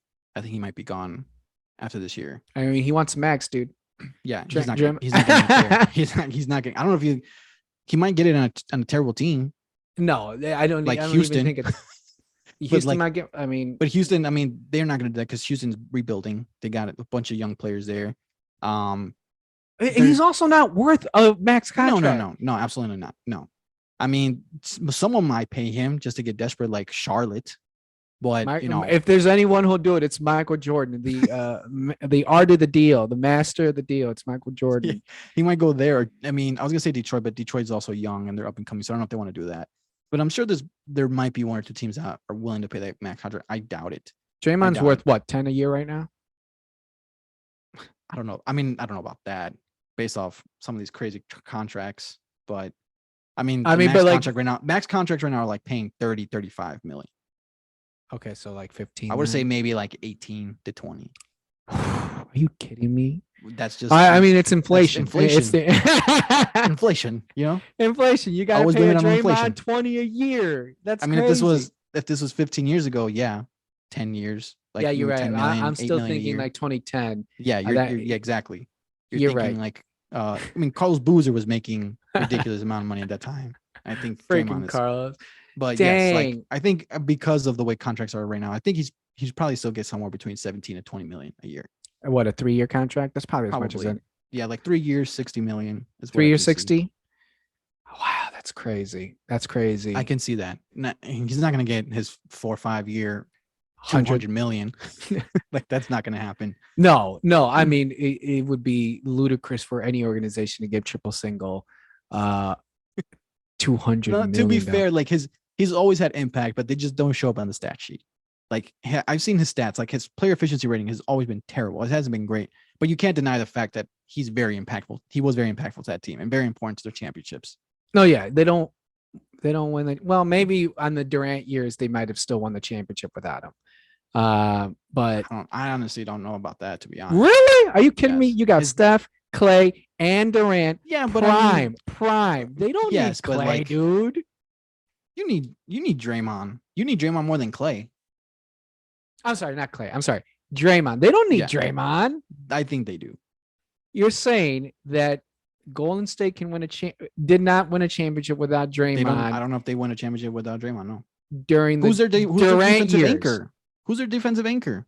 You don't need a defensive anchor when you got the three best shooters of all time. Yes, they do. The three their team, best shooters of all time. Okay, so do you think they win? They don't win without Steph. Do you think they win without Steph? Clay, Draymond, Durant, and Draymond can win a championship. Maybe not as easily, but they can win a championship. Their team was terrible without Steph. Their stats were terrible. They had a losing record without Steph. That's the regular season, man. And even in come playoff time. He was in the playoffs the whole time, wasn't he? Yes, they all were healthy in the playoffs. Yes. Okay. Here's where. And then what happened when they lost Kevin Durant? They lost. They lost without Kevin once KD got hurt. Okay, so and then Klay Thompson got hurt, and then that was for sure done. But even without Kevin Durant, they weren't going to win. What I'm arguing is that team was those 2 years. They were so stacked. You can take any one of their three, just one, out and still win a. Golden State maybe if you remove Clay, they still win. Golden State did it in 2016 without KD. So there's proof that the three of them. It's 2015, and that's because Kyrie and Kevin Love got hurt, and LeBron James still took them to 6 games. If Kyrie doesn't get hurt, they don't win that series. That was a series LeBron James led in every statistical category. Yeah, he should have won the Finals MVP. No one could stop him. They gave it to Iguodala, even though LeBron dominated the entire series. Yeah, because even though they're saying, oh well, he shot his worst efficiency when Andre Iguodala was on him. Okay, he still averaged 40. They gave it to Iguodala because he held LeBron under 50 points. Yeah, and like 45% shooting from the field. He was still getting 40. Okay. I think the point still stands that you remove any one of those four, you win a championship. They almost lost to Houston with Kevin Durant. And Chris Paul doesn't get hurt. Houston wins that series. That's a good point right there. You're saying they needed all four? Then what's the point of calling it I'm saying they don't win. They were definitely beatable. They don't win every single one of those championships. So they were on the verge of elimination against Houston with James Harden and Chris Paul. Okay, so now what you're saying is KD's championships are valid then because he needed to be on that team to win a championship. So it wasn't the coward's way out. It was, hey, I'm going. It was a coward's way out, but they did need all of them to win. Because you can't. People say this about them against LeBron. Like if it's just Kyrie, yeah. Because even if they have Kevin Love, I don't know if they win that series, but maybe. But if the moment they lost both of them, it was over, and they still went 6 games with Dellavedova. Was okay, and that just goes back to that just goes back to how great LeBron was. Yeah, he second best player of all time. They lost Kyrie. They come next season. They only have they have both of them, Kyrie and Kevin Love, and they win. They come back 3-1. They're literally the brink of elimination, and the Golden State Warriors lost. And you know why they lost? Because Draymond Green got suspended. So you're proving my point. I'm proving that they need Draymond Green to win. They when there was 3 of them. When it's even the 4th one. My point was the 4th one. They were on the brink of elimination. They were down 3-2 to Houston. Did you ever believe they were going to lose to Houston? Yes. You did? At that point, yes. Until Chris Paul got injured. Of course, Chris Paul getting injured when it mattered. They were down 3-2. And game 6 was in Houston. Okay. So here's what I'll say then. I'll say I don't know if they'll win the championship without one of the 4. What I am saying is you take one of the 4 out, They They could their chances still of, win a championship, they still win. I'll give you and one. they're still Yes. favorites Yes, to win that's it. fair. And in any given series, they could lose, of course, and their chances of winning drop because you take one of their players out. One of the they were 4 All-Stars, so sure, Yeah. but you could still win. I could still see them winning a championship. And definitely taking Draymond out. Draymond, from when they lost to the Cavaliers, he was a core piece. He was a core piece of those KD years, but you could take him out and they still probably win a championship. That's a hill I'm willing to die on. Maybe. But okay, so this is a good transition.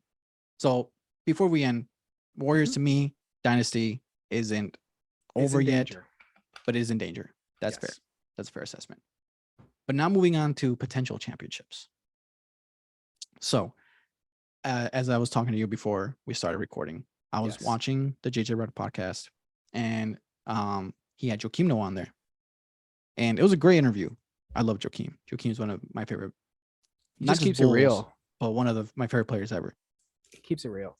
And one of the most hated, dude. He was Draymond sort of before Draymond. And I will say, I think Joakim Noah was as good, if not better, than Draymond Green was. Oh, yeah. People won't admit that. But Joakim Noah, prime Joakim, was amazing. He finished the top 5 in MVP votes when Derrick Rose got out. When Derrick Rose was injured. Oh, that was I think it was 2013. Prime Joakim is better than prime Draymond. Put it in the books. That's take it to the bank. Joakim, that might be our bias talking, but Joakim was amazing. But what he was saying was that they got into the conversation about the rivalry against Miami, and he said, I remember this when they were talking about this back then. Like Derrick Rose wasn't recruiting, like he didn't want to recruit anybody. So the one that was doing the recruiting at that time in 2010, I'm talking about in the free agency when Miami he got the big 3.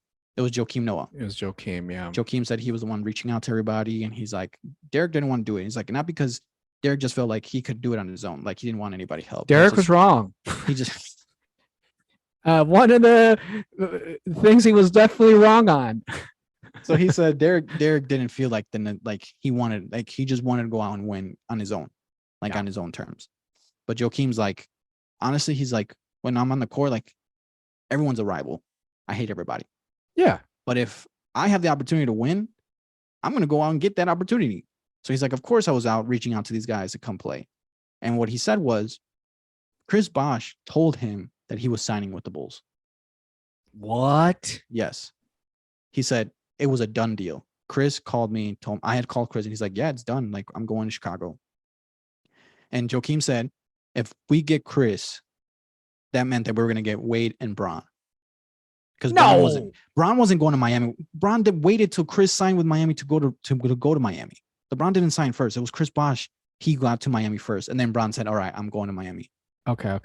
But what did you just say? If Wade went to the Bulls, what would happen? If Chris Bosh, he said Chris Bosh was coming to the Bulls. So he said, Chris had said like Bron and Wade are coming too. Not directly, but he said, "You got me. The guys are coming." It's not crazy. Why would Chris Bosh go there to Chicago when he has the opportunity to play with Dwayne Wade and LeBron James, and they're not going to go there? I'm going to throw some cold water right now, okay? Because I remember that summer, as we all did, we were waiting for that decision. Yes. At no time during that summer did the Bulls have enough cap space for the 3. We were hoping for 2. No, we didn't. Yes, we did. We did not have cap space for 3 of them. We had cap space for 2. No, we had cap space for 3. We would have to let go of. I think we would have to Derrick Rose and Joakim Noah. No. Dude, I think we would have to let go of Luol. We did have the cap space. Are you saying we would have had Bosh, Wade, LeBron, Noah, Rose, and Dang? We probably would have had let go of Dang. How do you let go of some? You can't just let them go. Well, obviously, I mean, you'd have to trade them. You'd probably do some kind of sign and trade deal for, I don't know. Okay. We'll continue with your hypothetical. You're throwing a wrench in my hypothetical here. Yeah. Your hypothetical is just. But no, he said like Chris Bosh is coming, and that he said that Bron and Wade were going to come to. Okay. So we would Um, have all 5 of those. You can add or remove Luol Deng, however you want to twist it. Doesn't Yeah. matter. Okay. It How don't many matter at that championships- point. It really It doesn't doesn't matter. matter. Yes. How many championships do you think we win if we have that starting 5? Rose, Wade, Bron, Bosch, and Noah. And so that means, oh, 5, 6. I was gonna say that means that Derrick Rose doesn't get injured, but even if he does get injured, dude, you still, well, knowing now what we know about Chris Bosh and then sort of Dwayne Wade declining sort of in the middle of that run. If Derrick Rose doesn't get hurt, he probably doesn't get hurt. He probably doesn't get hurt. No. I think you get 4 or 5. What? Wait, why? No. I'm like daydreaming. I'm like, dang. Oh, I see. Of what could have been. Of what could have been. You win 3 for sure. You win 3. Like you win them back to back to back. I can't imagine why a 4th wouldn't be possible. Like, you know, that LeBron, when he said not 1, not 2, not 3, I think it'd be possible on the Bulls. Yeah. Dude, you got Derrick Rose and you got Noah already. Like, those 2 are prime all-star players at that time. Yeah. You replace Mario Chalmers with Derrick Rose. Udonis Haslam with Joakim Noah. I don't care who the bench is. You can still have Keith Bogans off the bench. Yeah. Oh, dude, that team wins 4 or 5. 4 as long as, yeah, at least 4 as long as their initial first contracts. Yeah, for sure. I don't think it was. Even if we don't have cap space for all 3, say it's just 2, and we good. get Bosh Let's do that better. Yes, because I think that's more realistic for it to happen. Okay, definitely a Bosh and Bron. Okay, and I don't think Wade leaves Miami. No, but I mean Chicago is his hometown. So then the answer changes if it's Bosh and Wade or if it's Bosh and Bron. If it's Bosh and Bron, I think you still get 4, maybe 5. If it's Bosh and Wade, you get 2 out of 4. Because you still have LeBron in the East. Like you still have LeBron in the East, yeah. And then maybe he partners with, who was also a free agent at the time? Carlos Boozer and I think Melo was. Melo, Boozer, and there was another one, a Stoudemire. He might have partnered with one of those 2, and then it would have given you a challenge. But you win with LeBron, you win 4 out of 5, maybe 5 out of 5. With Wade, you win maybe 2, 3 out of 5. So they win 5. LeBron and Rose win 5 chips. Is that the greatest duo we would have ever seen? I mean, the way Derrick Rose was playing in his MVP season, how can you not? How can you not? Which I will point out, that was an overrated MVP season, but yes, it was overrated, and LeBron should have got the MVP that season. I agree with both of those statements now in retrospect. But it was still sick. I mean, he was amazing. He was amazing. So imagine that Derrick Rose and then that LeBron that should have got that MVP and then doing it for 4 years, maybe. That's the best duo of all time. If they're able to work with Jordan and Pippen. Oh, you're talking about the Bulls? No. I'm just talking about like the best era. I mean, the best duo of all time. Just the duo. Oh, damn. Over Jordan and Pippen. First of all, Pippen is better than Derrick Rose. Prime Pippen was better than that. Dude, that's not even a question. You don't even have to go back and start thinking about it. I guess. No, it's not even an I guess. You're like, yeah. Yeah, I mean, I agree. Are you talking about? Is it because Pippen's kind of crazy antics recently tainting? No, not at all. I think Pippen to me is. At one point, I would say he was a top 5 small forward of all time because of the accolades. So now is he like top 4 then? Still, I mean, my top 5. I mean, the small forwards would be Bron, KD, Bird, right off the bat. And then fourth, I guess. Wow, I didn't know you were souring on Scottie Pippen like No, that. no, I used to be big on Pippen, but I think there's been other players that have just been up and coming, and it's like, for example, like Kawhi at his prime. I think Pippen would be ahead of him because of the longevity aspect, and he has more rings and he's more accomplished. But peak for peak, I think Kawhi is better. Because Kawhi was the man in every one of his teams. Pippen was always that For secondary sure. role. But I mean, Pippen, I mean, he was kind of the man in Portland. Ah, come on. Granted, it was later in his career. Of But course, we later. saw him as the man in Chicago when Jordan retired. And that team was solid. Yeah, It was. I know that that playoff game kind of tainted a lot of things, but Pippen was an MVP that year. I Like, mean, yes. I mean, Pippen if you was give Pippen the top spot for 10, 15 years, definitely better than Kawhi. Definitely better than Derek. It's not even a question. I think offensively Kawhi has got some beat, but defensively, I think Pippen is better defensively. Houseway. You want me to go? You want me to take you back Scoring to stats? offensively, Pippen was. he Dude, was he nice, could but do he it. wasn't Kawhi Leonard.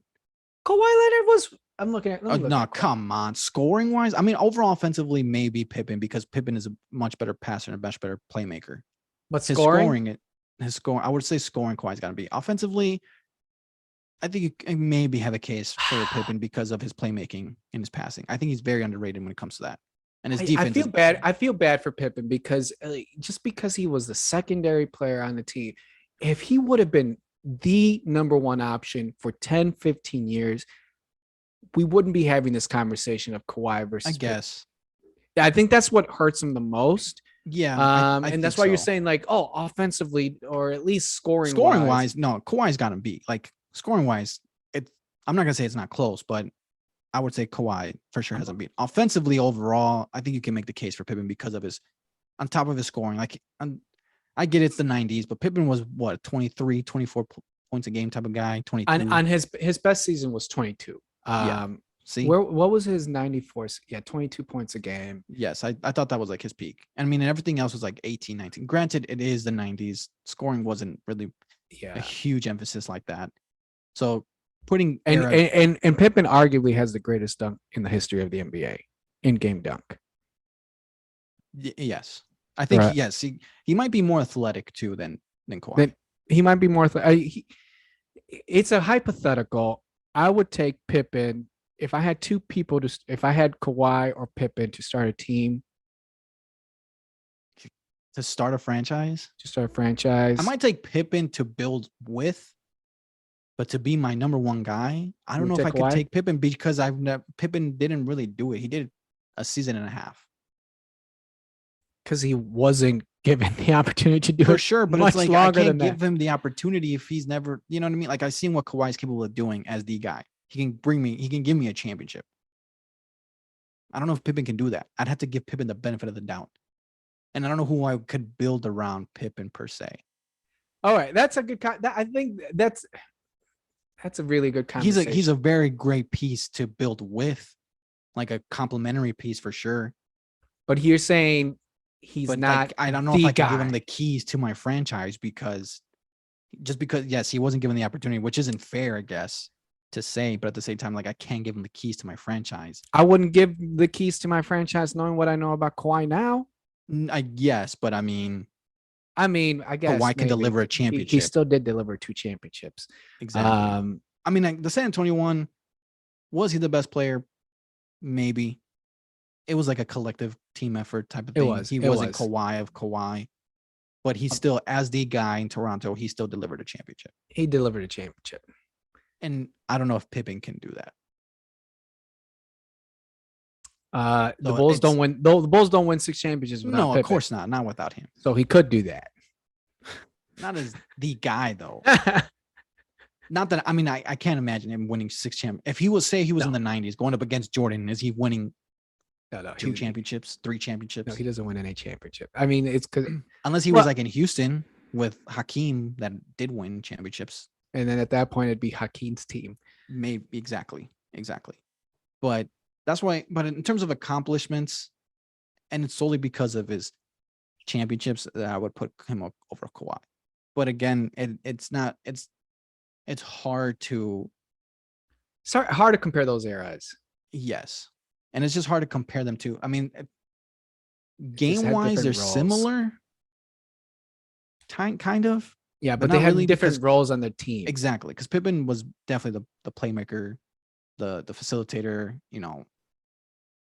He kind of ran the offense as Yeah, much he as was he a point could in forward. that triangle offense. Yeah. So with different roles. I mean, LeBron and Rose, if they again, that's a huge hypothetical. So one, we had to hypothetically get LeBron, and two, they've had to hypothetically stay healthy enough to win 4 championships. Yeah. And then we can say, were they going to be better than Jordan and Pippen as the all-time? Or even Shaq and Kobe? Like, it is Jordan and Pippen greater duo than Shaq and Kobe? Jordan Pippen, yes. Better than Shaq and Kobe as a duo? Yes. But I would say think Shaq and Kobe are probably better than Magic and Kareem. I don't know about that, dude. Maybe. That's a question. That's a question mark. I'm trying to think about that one. Was Kareem towards the end of his career with Magic? Yeah, right. Yeah, he was still putting up like solid numbers, like 18 points a game, and for that era, So I mean, that's maybe, solid. because I mean, Shaq And they Kobe, won. I mean, they won 5 championships, but also, yeah, okay. and I think he won a couple of Finals MVPs in there. Kareem So did. like he was still very valuable. He wasn't the same like when he was in Milwaukee and when he first got to LA. No, he wasn't the But same, but yeah, he was still like kind of like Tim Duncan.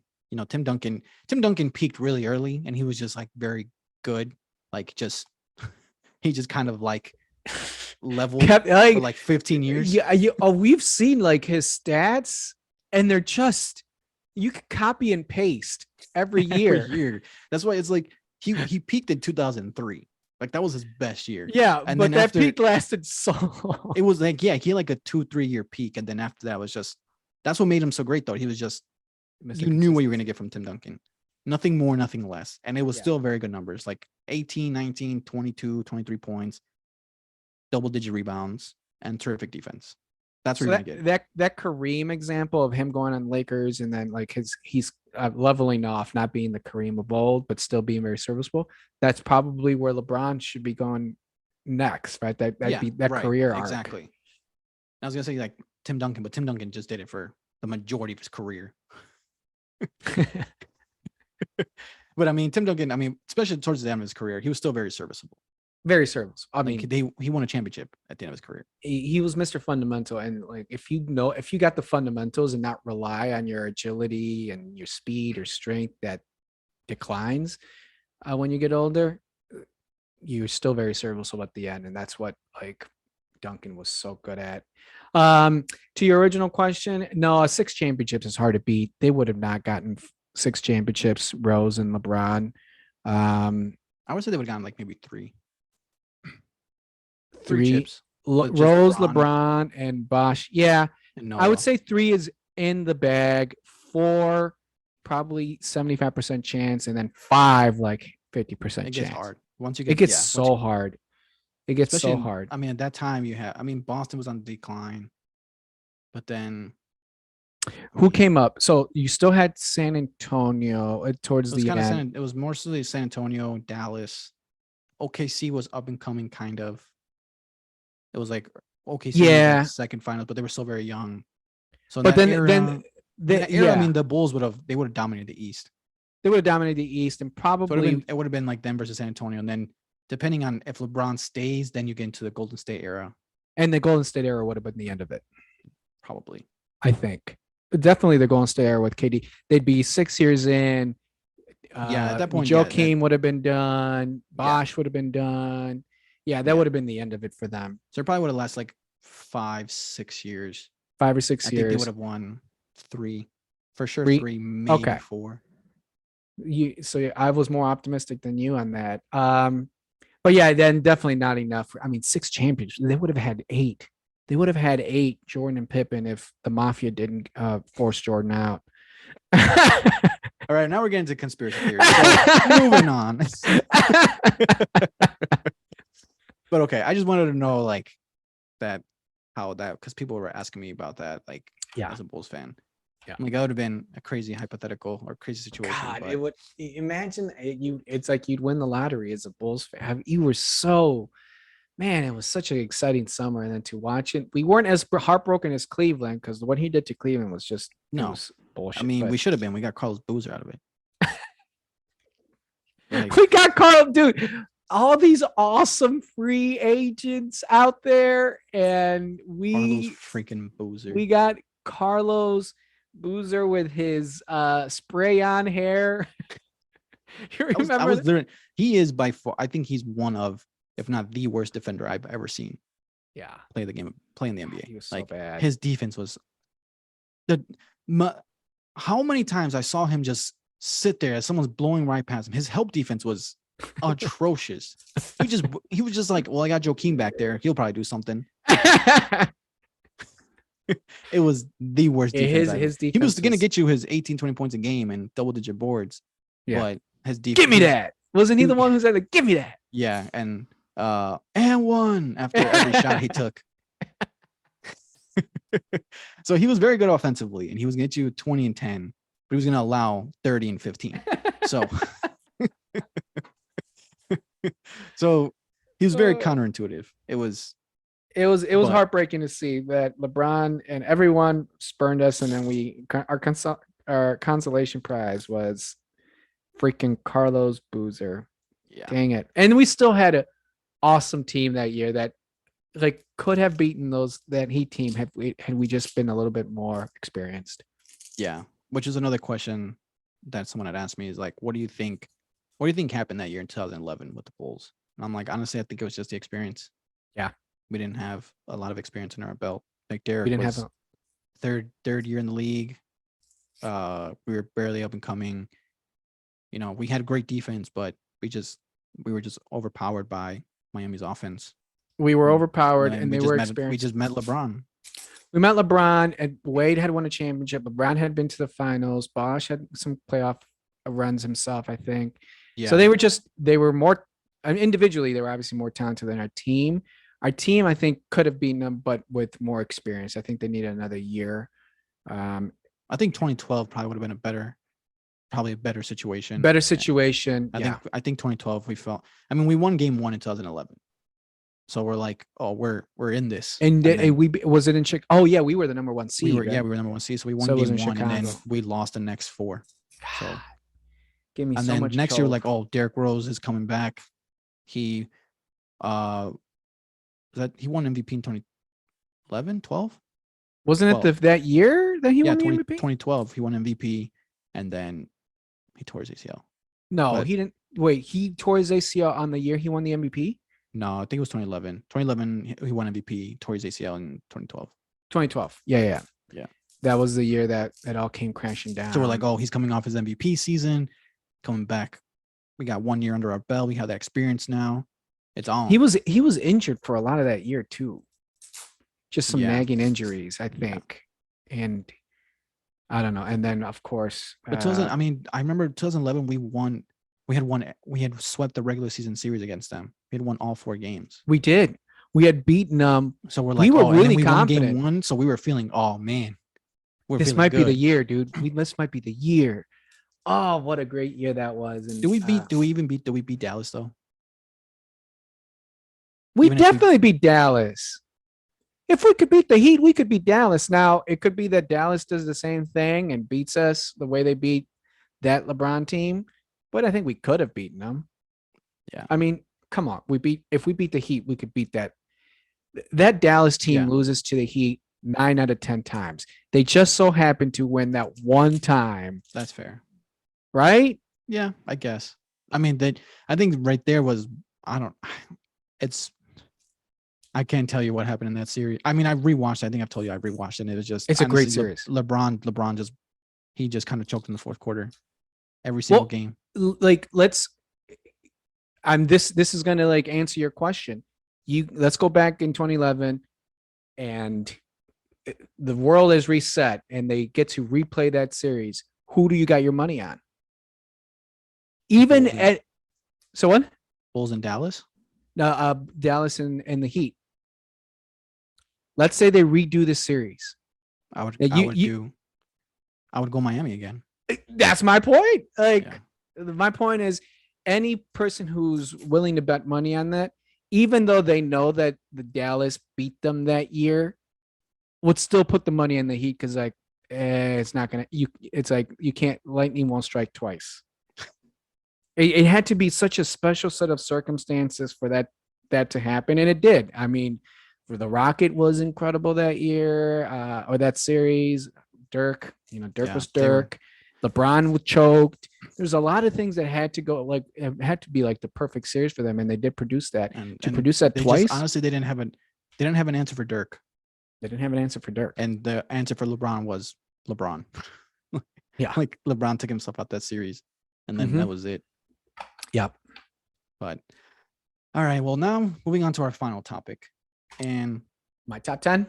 this one is interesting because, like I said, I've known you for what 28 years now, and I've never heard your top 10 players, so I don't know what you would consider, how you rank them, like what goes into your top 10 list. I know who's your GOAT, and I know one specific player who isn't in it, but that's all I know. And that's going to be the one that people are like, well, most people who put top 10 put this person in the top 10. I mean, I don't know if you do have him on the top 10 now. I don't know if that's changed. I certainly have not changed my mind on that. May he rest in peace. So my top 10, I was thinking about it today. I'm like, all right, because I haven't revisited this question in a long time.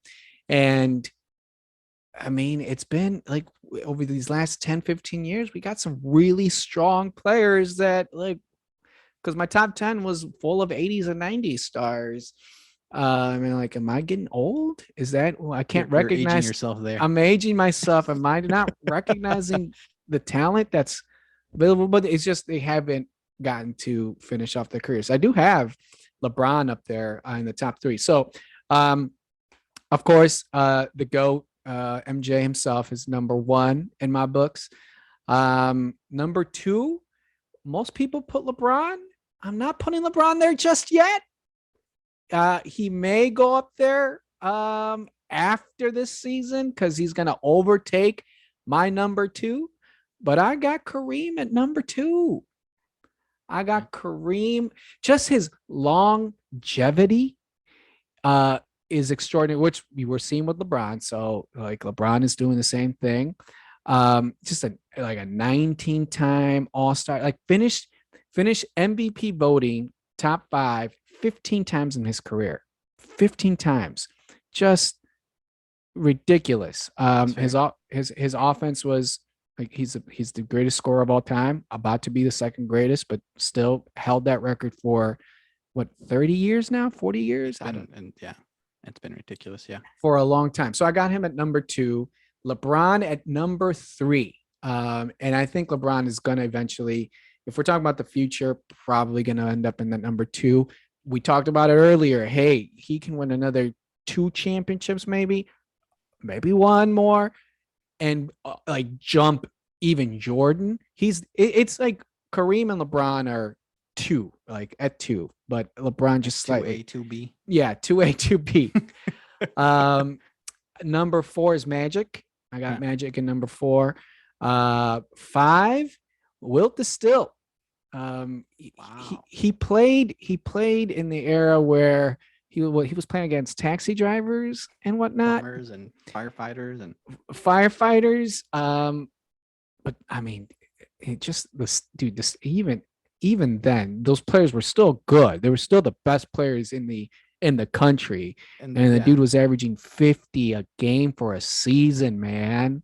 Yeah, it's just crazy. Okay. 6, maybe surprising, but at his prime, he was unstoppable. And that's my boy Shaquille O'Neal at number 6. Okay. He was the MVP of those championship years, those 3 Lakers years, and like just a dominant force. Number 7, Larry Bird. I mean, he was well-rounded. He had it all. Defense, his shot, just sick. Number 8, and I think you're going to appreciate this one. Timmy, Okay. Mr. Fundamental, Mr. Consistency. He anchored maybe the third best dynasty of all time behind the Bulls and the Lakers. I mean, San Antonio during the Duncan years, and he was their anchor. He's just so underrated because he wasn't flashy, but man, he was a good basketball player. Number 9, Russell, Bill Russell. Again, people are going to say he played in the early years for the NBA, but I mean, he was just and I'm biased towards, like, I love defensive players. I love defensive minded players like Dennis Rodman, Ben Wallace when he was in his prime. There's just a special place in my heart for like defensive anchors, and Russell is like the greatest, one of the greatest defensive anchors. So, and then 10, here's where I bring in the new guys, and I have a hard time, picking which one of the 3. So I have 3 at the 10th spot. I know it's not fair, but right now they're equal to me. I got. Well, can you guess who the 3 may be? I would say Steph, Giannis, and the third guy. They're all recent players. They're all recent players. Third one would have to probably be. I'm gonna guess Kevin Durant. Wow, dude, you nailed it. Really? You nailed it. Cow. I got at number 10 tied Durant, Steph, and Wow. Wow. I'm surprised that you nailed that one. I mean, I can't think of anybody else that could be up there recent. I mean, I know you love Jokic, but Jokic is too early. It's too early right now. And doesn't have the championships. These 3 have the individual awards, and then they have the rings to back it up. Durant's rings are a little bit, questionable, but still, he's got them. So Durant, Steph, and Giannis at number 10 right now. At some point, that list is going to, separate, and maybe they go in the top 10 individually, but I got them as a group at the 10th spot. Okay. Not for a bad now. list. Not a terrible list. I know what people are going to be. You know where they're going to go. Where is Kobe Bryant? I knew he was going to be 10. I thought you would have Steph solidified at 10 and Kobe at 11. But Kobe's behind the other Durant, Kobe behind Giannis and Kevin Durant. They're just better players, dude. Hot take right there. They are better offensive players, and with the exception of Steph, also better defensive players than Kobe Bryant ever was. You think Steph and Kevin Durant were better defensive players than Kobe Bryant? Durant? There's Yes. no way. There's no. Not Steph. Kevin Durant's a better defensive player than Kobe Bryant. Yes. Let me say this. Second piping hot take. No. Hold on. Let me backtrack a little bit. There's no way. I cannot. There's no way you really think that. People are gonna. People are gonna. Rightfully, this guy's a Kobe hater. I'm not a Kobe hater. Durant. Okay, let me rephrase that. Kobe Bryant definitely was better defensive player throughout his career, like demonstrated that. I think Durant, if he wanted to be, and he's shown flashes of this, can be a top defensive player in the league just because of his size, dude. Just his size is just massive. But he doesn't do it. I know he doesn't do it, but he has done it. Are you going based off ability? Like he can potentially do the ability to do it. He just I can see what you're saying. I guess he's got to demonstrate it. I can kind of see what you're saying. Like if he, this is a hypothetical, but if he really wanted to become that defensive anchor, he would be better than Kevin or Kobe Bryant. Yes, and he's shown, and he's done that before in his career in prime moments where he didn't he guard LeBron in those finals? He did, and he would switch off onto LeBron. Yes, he was. I mean, just his size, his speed, his agility. He really could be one of the best defensive players. Yeah, he could, and he doesn't put that effort into it. But he's got all the assets you need to be that. So, but I still have him ahead of Kobe. I got Steph ahead of Kobe, and Giannis. Come on, Giannis is a a generational player, dude.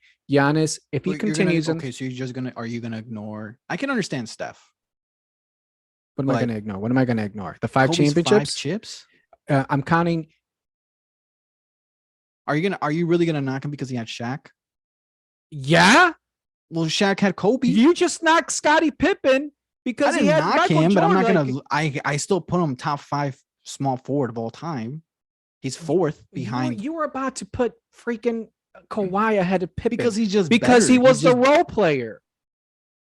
So I why can't don't I want to do say that with Kawhi was Kobe? better than Pippen. That would have been gross. But But you were thinking about it. so do you think?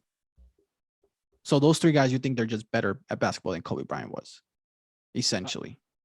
So So Giannis, like the accolades definitely. don't really matter. I guess okay. If you're talking about greatest in terms of accolades, maybe Kobe's ahead of them because of the So championships. these are basically like your best, like your. These were the best players. Okay, Best that's players. fair. That's fair. Okay. Best players. Giannis for sure. Come on. Are you kidding me? Yeah, dude, Giannis 50 points in the finals, dude. Like he just I don't know. Like didn't he have multiple 50-point games in the finals? I don't know. I mean, he had a 50-point closeout game Okay, for well, sure. anyway, and he had I think he had a couple 50-point games in those playoffs. Durant lights out, better shooter, better offensive player, better playmaker. I don't know where Durant I think he's a is better. now. Yeah, I think I would say Kevin Durant. To me, Kevin Durant is top 2 scorer of all time. It's Jordan. Offensive player. No, Or scorer. score. It's Jordan and KD. Scores. It's Jordan and KD. Those are the 2 best scorers of all time. Because offensive player, LeBron's got to beat. LeBron's a better offensive player than Kevin Durant.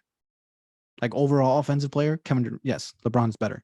His playmaking, he's not going to shoot as well as him, but he can score. As he's about to be the number 1 scorer of all time, and he's a way better passer and playmaker. Like it's not even close. Offensively, and even Steph. I would say Steph is a better offensive player than Kevin Durant. And Steph is the greatest shooter of all time. But in terms of scoring, I think it's Jordan and Kevin Durant. So you're making the point.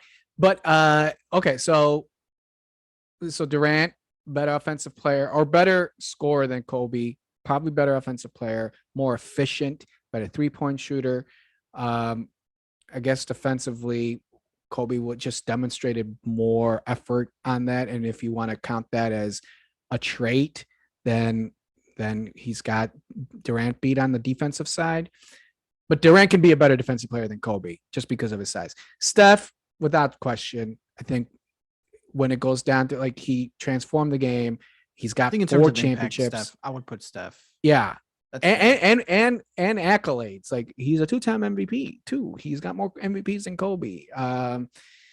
He's not as good defensively as Kobe. Even if he tries hard, he won't be. Yeah, I mean, offensive impact. I mean, it's. Yeah, but didn't you say Kobe was overrated on defense as well? So yes, I mean, I think overall, I think yes, because his people tend to claim, oh, like Kobe was this all-time great 2-way player, and I'm like, his peak offensively didn't happen at the same time his peak defensively happened. Like he was first like a solid scorer and a very good defender, and then it kind of flipped.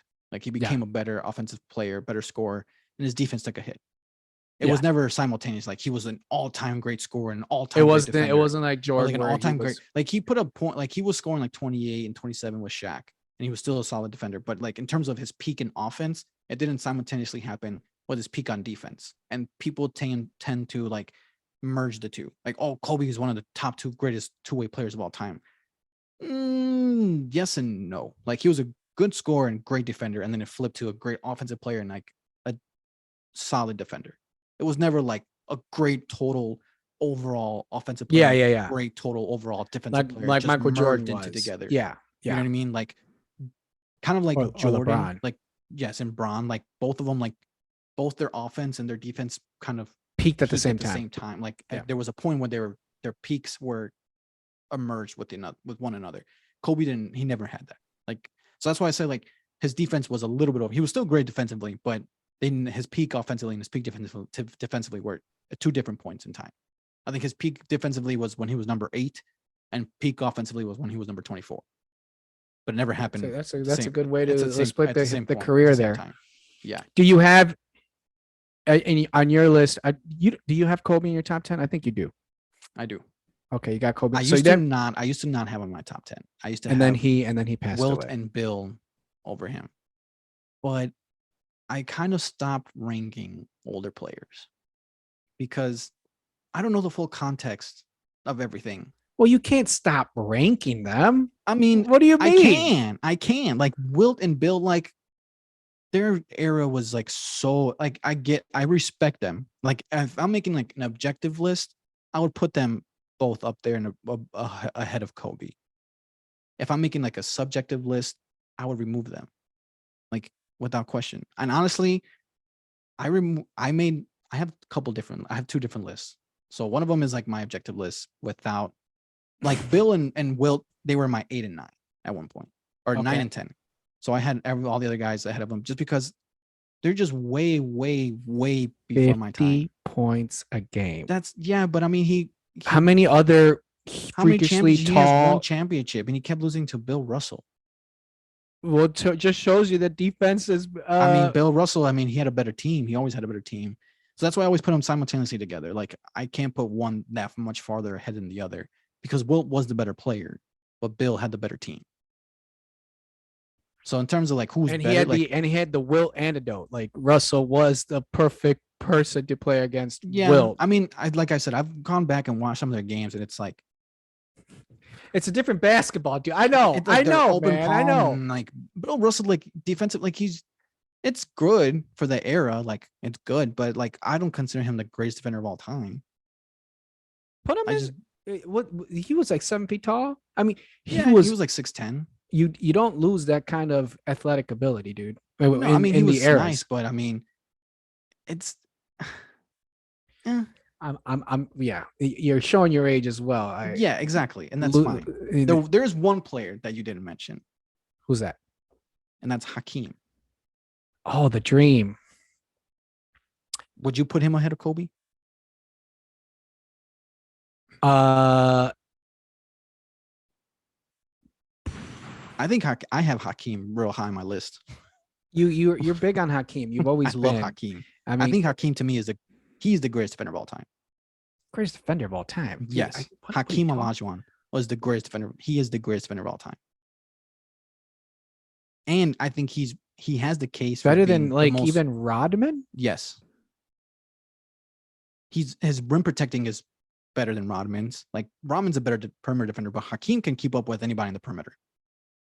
Like he can, and his foot movement, like his footwork, his ability to like kind of chase down from like the perimeter, like he could block anybody. He really could. And he, not going to say shut down Shaq, but he held his own against Shaq. And it was young Shaq, but Shaq was still dominant. Like in the finals, like it was still kind of Shaq.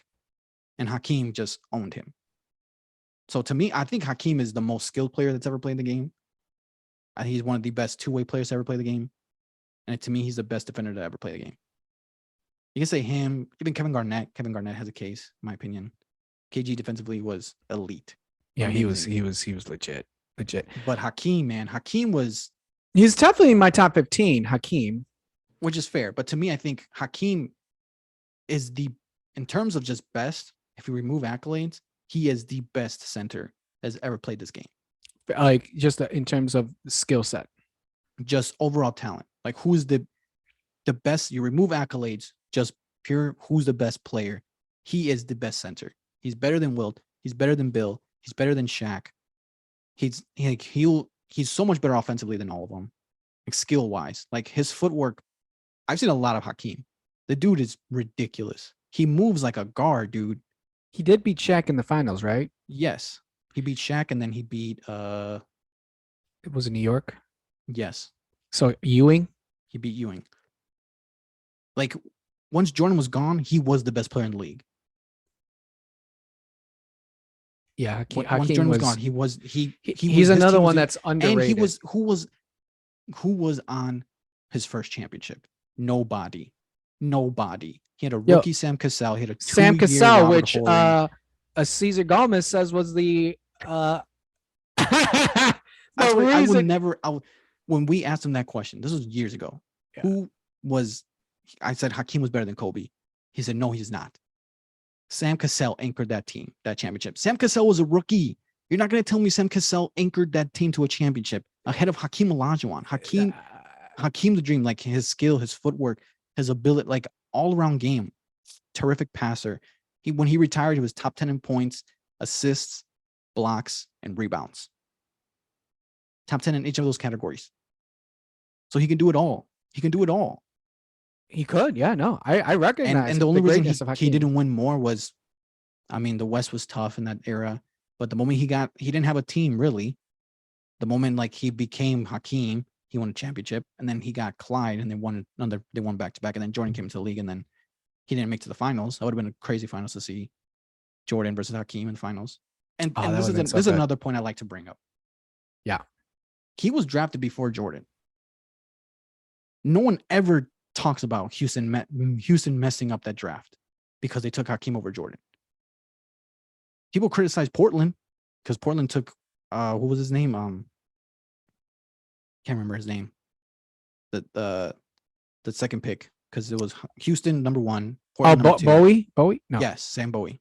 Yeah. Portland number 2, and then Jordan the Bulls number 3. No one, I have never heard anybody say, I can't believe Houston didn't take Jordan. No one's ever said that. They'll say about Portland, oh, Portland really messed up that draft. The greatest player of all time is Michael Jordan, and no one criticizes Houston for taking Hakeem over him. That's a very good point. I've never thought about it. I've never heard anybody no say. No one cares about that number 1 pick no because one cares. It was such a good pick. The second pick is, oh man, Portland really screwed that one. Yeah. They really dropped the egg on that one. Man, you can't criticize a player that won 2 championships. But you can't. The Houston, I've never heard. Wow, can't believe Houston didn't take Jordan. The greatest player of all time didn't go number 1 overall. Yeah, that just shows you how great Hakeem was. So to me, like Hakeem is way up there. Hakeem is way up there. So now I got to rethink my. Well, I don't know. Maybe I put Hakeem at 10 because all my like.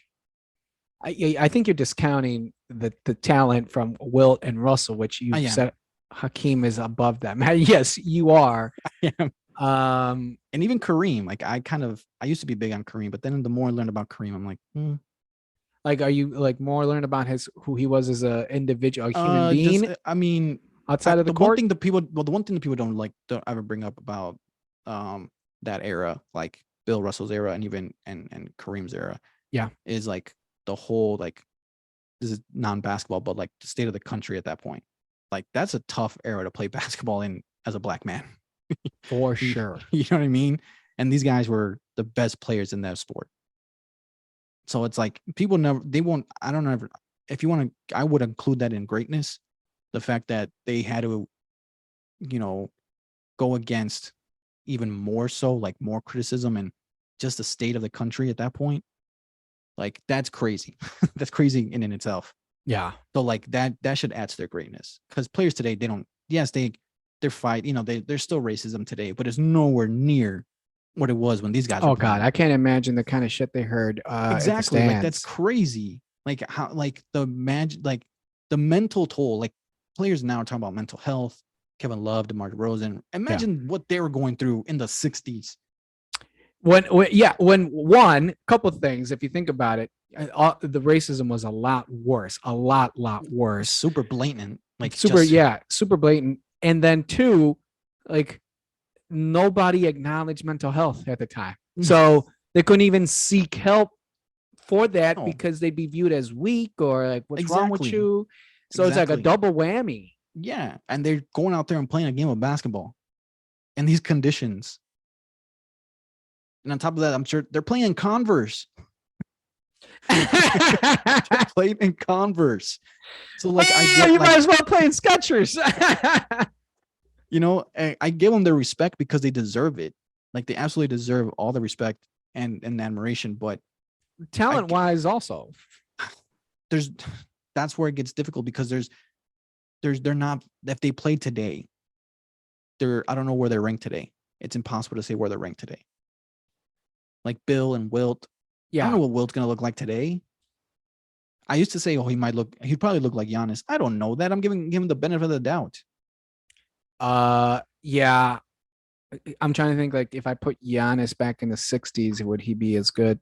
Uh, Are you kidding me? Like Giannis right now, like if he knows the game of basketball, you put 2022 Giannis in 1965, he is averaging 100. He is averaging 100 with 20 blocks, 50 rebounds. There's who's guarding him Oh, the open. because Wilt was nice and he was athletic, but the fact that Giannis No one will knows, guard him. like his downhill play, like right now is who's going to guard him downhill, and right now is like the most athletic era of all time. And no one can guard Giannis. And it's only going to get more athletic. Exactly. Like who in the 60s is guarding Giannis Antetokounmpo? Nobody. Even Joel Embiid. Bill Russell? Come on, man. Bill Russell. Why are you not? Why are you way knocking that Bill Russell is getting cooked, sauteed, fried.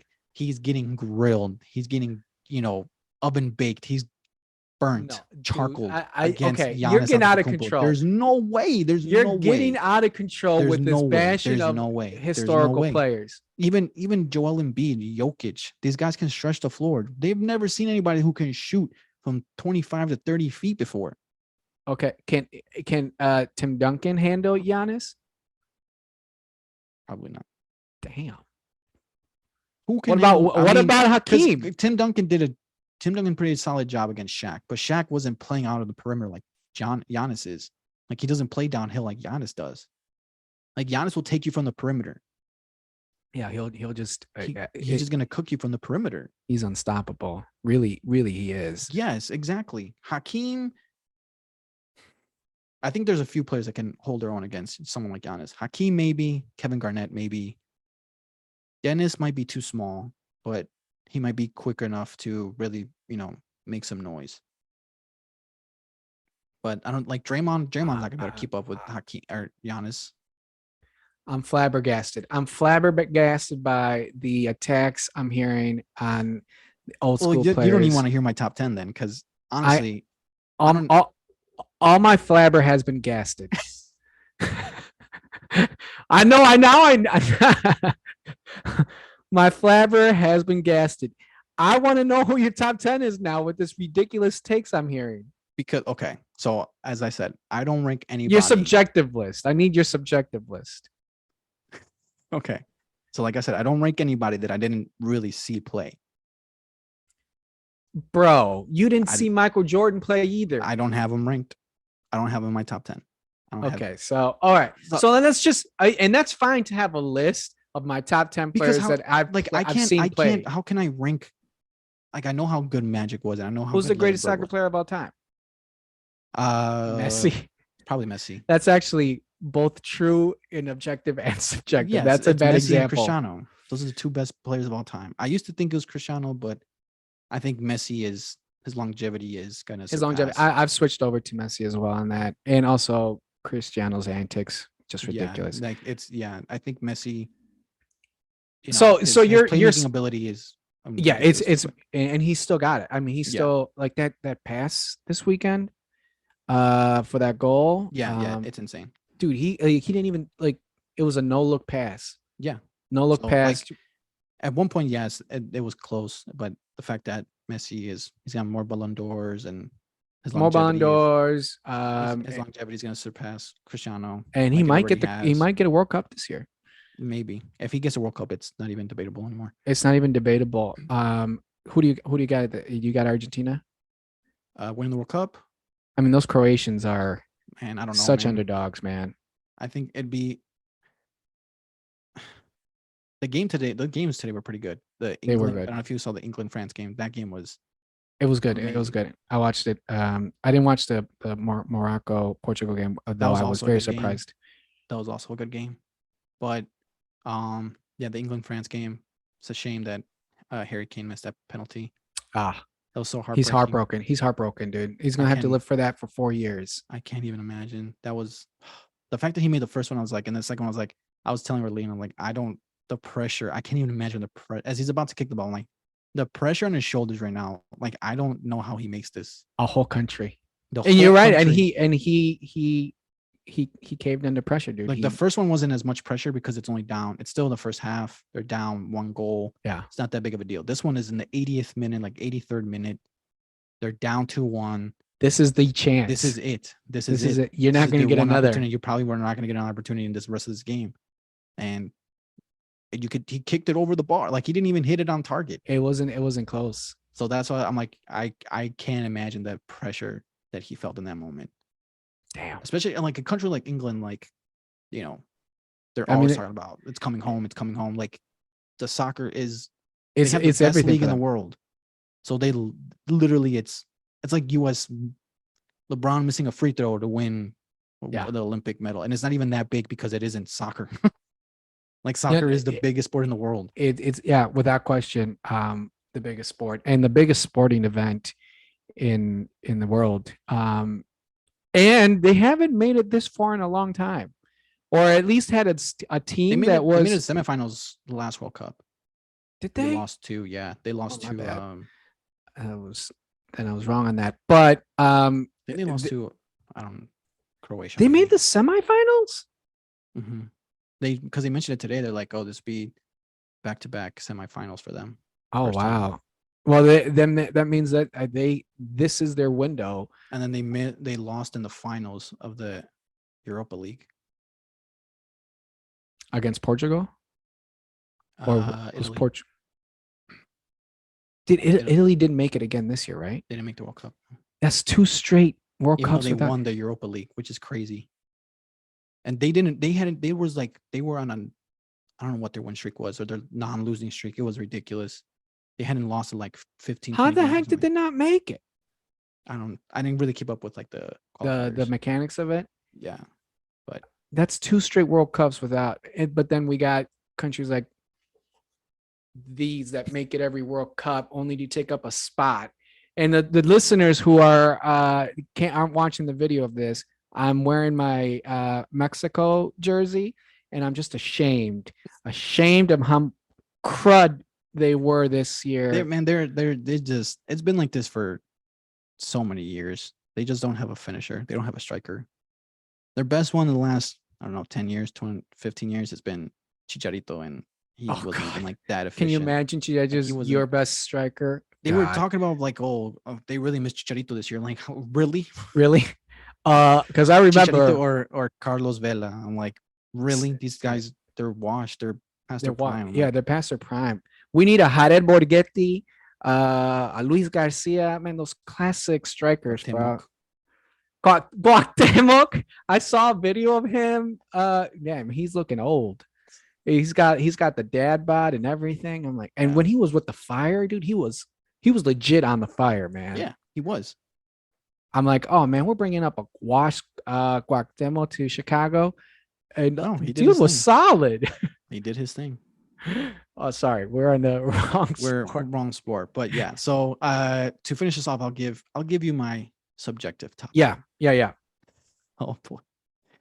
So number 1, Which is your top 10 of the people you have seen play, which is Yes. very limited. But yes, go ahead. Give me it your- is, but it's the only way I can be fair because there's certain context like in the 90s I can't get to. I don't understand. Like, and we were Damn. just talking about like racism in the 60s and 70s. Like, I don't understand the whole context of how difficult those championships were. I can understand these ones a lot more because I've watched majority of these guys in their primes. Yeah. So Bron is number 1. Yes. This one's probably going to surprise you. Tim Steph. Duncan is number 2. Doesn't surprise me. Shaq is number 3. Now I'm surprised. Yes, you're right. Because you're including Shaq as people you've seen. Okay. Yes, I have seen Shaq. Okay. I saw Shaq in 03 when they won their finals. Yes. And I saw Shaq in 06 when he won the finals. You in Miami. were aware. You were what, 7 years old? I guess you were aware of things. Yes, that I were was very happening. aware of what the situation was. I remember 03 and 02 finals. Yeah. Kobe Bryant, number 4. Okay. Steph, number 5. Okay. Number 6, Dwayne Wade. Number 7, Giannis Antetokounmpo. Number Okay. 8, You're losing Kevin me, bro. Durant. Number You're losing 9, me. Kevin Garnett. And number 10, Dirk Nowitzki.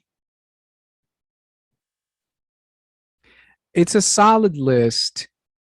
I It's think if Giannis wins another MVP this year, I would flip him with Wade. Who do Wade you would got? be So you got LeBron, then Timmy, then then Shaq. Shaq. I think you should have Giannis after that. No. Who do you got at 5? 5 I have Steph, and 4 I have Kobe. Okay. Steph and Giannis, like I said, are sort of interchangeable. But okay, Steph. Oh, wait, you got Kobe at 4, that's fine.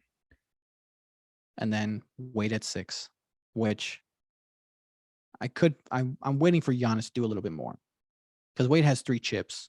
He's got a Finals MVP. He doesn't have No. any MVPs, but I think the chips he was pretty valuable to the championships. I think overall accolades, Giannis has surpassed him, are going to surpass him. Like they're on better par. accolades, individual. He's got his championship. He's gonna get more at some point. He's got one championship to Wade's 3. Yeah, he's like what 27, dude. Yeah, for sure. That's what I'm saying. Like he'll surpass He'll surpass him. So that's why I have the only thing that hurts Wade's legacy is he doesn't have an MVP. Giannis has 2 of them already, and he's got a deep Wade. So I mean, and all defensive like every year. Yes. So I mean, if Giannis wins another MVP, I think having 3 MVPs. That's the only one I have. I the fact that you put all those players above Dwayne Wade, like you got, I'm sorry, below Dwayne Wade. You got Giannis below Dwayne Wade, KD, KG, KG, and Dirk. The only one maybe is Dirk. Maybe that No Dwayne way. Wade is above. But come on. Dwayne Wade and KG, they're not the same tier? That's crazy. Dwayne Wade was awesome, dude. He was awesome. Let me think about that. KG and Dwayne. Kevin Garnett, like, he needed, first of all, he needed a super team to win championship. And that was and he won his depoy his first year in Boston. So again, a super team to really win a defensive accolade. He won his MVP in 2004. He was a great player. Like, I don't think depoy really determines you like you're the best defender in the league. He never did get far with those Minnesota teams. Teams were terrible though. Like they were awful. Like I can't hold him accountable for that. Like the one year he finally had a squad, he made to the Western Conference Finals. It was with Latrell and Sam Cassell. Who's Sam Cassell, the MVP of the Houston Rockets. At that point, you can say, okay, Sam Cassell was contributing. At that point, this is 10 years from when he was drafted. Yeah. And then Wally Zerbiak, like he had an okay team. They weren't great by any means, and he took them to the Western Conference Finals, and he lost to Shaq, which is okay team to lose to. Yes. And then he probably would have lost to 04 was Detroit Pistons. So they probably would have lost to Detroit for sure. It's a toss up. Yeah, Dwayne Wade he was awesome in his prime. Like just an incredible player. His longevity wasn't the greatest, which is why I think will hurt him. Yeah. But KG's longevity wasn't that great either. Like it was okay. Like it was his prime was maybe about 9-10 years. Dirk's longevity was the best of all these guys for the most part, outside of Duncan and Bron. But the fact that Dirk only has 1 chip, I think KG is better player than Should have had 2. Should have had 2. Yeah. But Dirk only has 1. KG only has 1. Dirk's 2 championship or KD's 2 championships. Like, yes, I kind of was validating them earlier, but it was extremely in his favor. Like every single one of those finals and every single one of those years they were going into, they were the favorites without a question. Yeah. So like for Wade and Giannis, the only separation is because Wade has more championships. Just because he got more championships. I think in terms of talent and who's better, it's Giannis. Giannis is better than Wade. Yeah, and he is. And they, in terms like they both have that one championship where they really had to carry their team. Like, they both got Wade that had one. Shaq, but Wade's finals performances was out of this world. It was, and coming down from 2, it's a historic finals performance, yes. Like Giannis's and was. Like Giannis, yes. Like Giannis's but was. Giannis doesn't need to have another historical championship to surpass him. I think he just needs another MVP. He just needs another one. Okay. Or just a ring will do it too. But another MVP, I'll shoot Giannis up. If Giannis has a trajectory to be. He could surpass Tim Duncan as the greatest power forward of all time. Giannis is on. I mean, he needs championships, yes. Yes, But if he gets some, he's on a trajectory to be top 5 player of all time. not crazy to say, but he needs to start winning now. He does. He does. He's 27, 28. He's got what, 5-6 years at this kind of level. Yes, and then he'll start to maybe like, again, just because like he's no longer in his prime, like LeBron doesn't mean he can't produce, but I mean he's still at his elite level, at his peak. He probably has another 5 seasons left in him. I would say so. So if he and wins, it depends on how he adjusts. I mean, he relies so much on his athleticism. exactly. So when that starts going away, like how's like he he's going not to a adjust? great back to the basket player. Like he's not a great No, he's post not. player. No, Like, he's he's not not a a good shooter. So it's like you have to develop one or the other. He's for got his it. Yeah. size. He's got to have that longevity, and which maybe could give him a few more years of having great seasons. But So that's he's why got it's 5 seasons. He's got 5 or 6 seasons to he get has another to win. 2 or If he 3 doesn't win championships this year, it's gonna get really hard for him to really get up there. to get into the top 5. Yes. Or I mean, I already got him in the top 10 just because of he's just generationally he's got it all that you need, and he's just he hasn't won the championships yet, but this is a good. He has the individual accolades. He's got the individual accolades to go up against anybody. Yeah, at this point, he's got it. Like, yeah, like that's why I have him ahead of KG and Dirk, because he's a better player than both of them.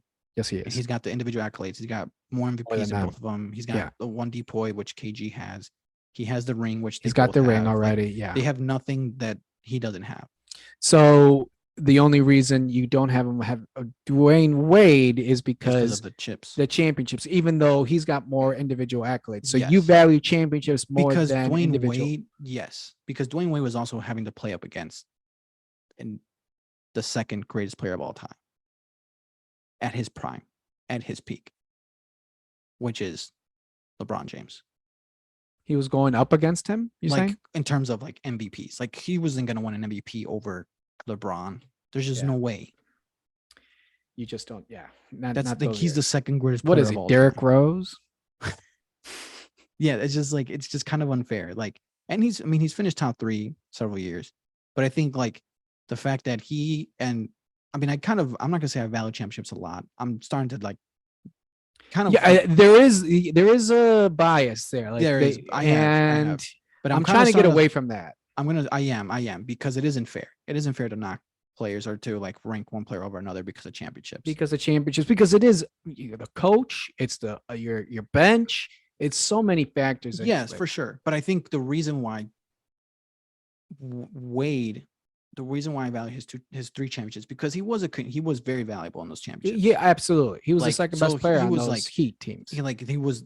Yes, like his one championship was as big of a carry job as Giannis was in his championship. Yeah. So like they kind of cancel each other out. They do. And then Wade, but Giannis's accolades are so individual, are so much more than Dwayne. So that's why I'm saying like. But right now it's still. I think Giannis would trade some of those accolades for another ring. Oh yeah. So it's like that's why I kind of have to value the chips a little bit more. I have to because they value a championship over an MVP. They value that for sure. They value championships. Good players, like Westbrook, probably not. He would still want his triple doubles. Russell Westbrook would trade his MVP in a like that for a ring. Yeah, like if you tell him you can win an MVP or a ring in 2018, which one are you taking? It's not even debatable. Like Russell Westbrook winning a championship in his prime, it's not even debatable. So that's why I have to weigh it up. I have to weigh it a little bit more. They weigh it more as players. So players would definitely want that more. Yeah. So Giannis, yes, he's a better player than Wade, but those chips, once he racks another championship or just another MVP, I think that point's going to be like there's no longer a balance. Okay. So Dwayne Wade for sure, he'll jump him. If he wins another championship, does he jump Kobe? Because now he's got everything on Kobe except for the championships. But Kobe was. I can't. Not one more. He'd have to win 2 more. He's already ahead of Kobe, but okay. I can't. I just can't. I can't. unless he wins Your list is very, very is heavy championship on, oriented. heavy It on is. accomplishments and not skills. Yes, but And now, that's in terms of greatness. That's what, to me, like my top 10 greatest players of all time. You have to account for that. Now, I haven't really dug deep into like the best players, but I think Bron would still be the best. yeah, In terms of best, at he's number unquestionably 2 of players that I've seen would probably be Giannis. Like Giannis would be ahead of skill. Duncan. Skill Giannis would wise, be a yeah. Shaq. Like he would have to be Giannis. And then number 3, Uh, maybe Steph or maybe KD. Steph or KD. Like that would be my top 4 right there. And then number 5, like then we start to get like to Jokic and Luka, even though they don't have the longevity, but in just of like pure talent, Sheer talent. like I think Jokic is better than Dirk. I think Jokic is better than KG. He is, yeah. I don't He know if he's just better than needs some Shaq. goosies. It'd be hard to say. He's a better basketball player than Shaq. He's Yeah, just that's what not I'm as saying. It's dominant. like Yeah. that's why it's hard to like if I'm just going, people are gonna like that's just that's so crazy. How can you have Jokic over Shaq? He just is better. Like Shaq was more dominant, sure, but like all around talent and like all around skill and more. That's why I have Hakeem over Shaq because he's just better. He's a better basketball player. Yeah. He's just I agree better. with that. Yeah. And Jokic is like Jokic would be closer to top 5 than he is to top 10. People would think that's crazy, but it's the truth. Even Luka, like Luka is very young, but Luka has been sensational. The only thing is about him is like his defense. Like if he didn't have his defense is lagging, but in terms of offense, like probably the greatest start to a career offensively ever. that you can think of. Yeah. Yes, it's like so. I mean, if I was going, Wade probably want to be up there. Everyone else, KG would probably still be up there. Dirk could probably be up there, but then it starts to get iffy. But my top three, my top 3 players of like just pure talent and skill would probably be, based off my criteria, would be Bron, Giannis, and Steph. Steph or KD or KD. No, KD. Yeah. Now, if I want to include everybody, it'd probably be Bron or Jordan, Bron. Oh, I don't know. That's a tough one.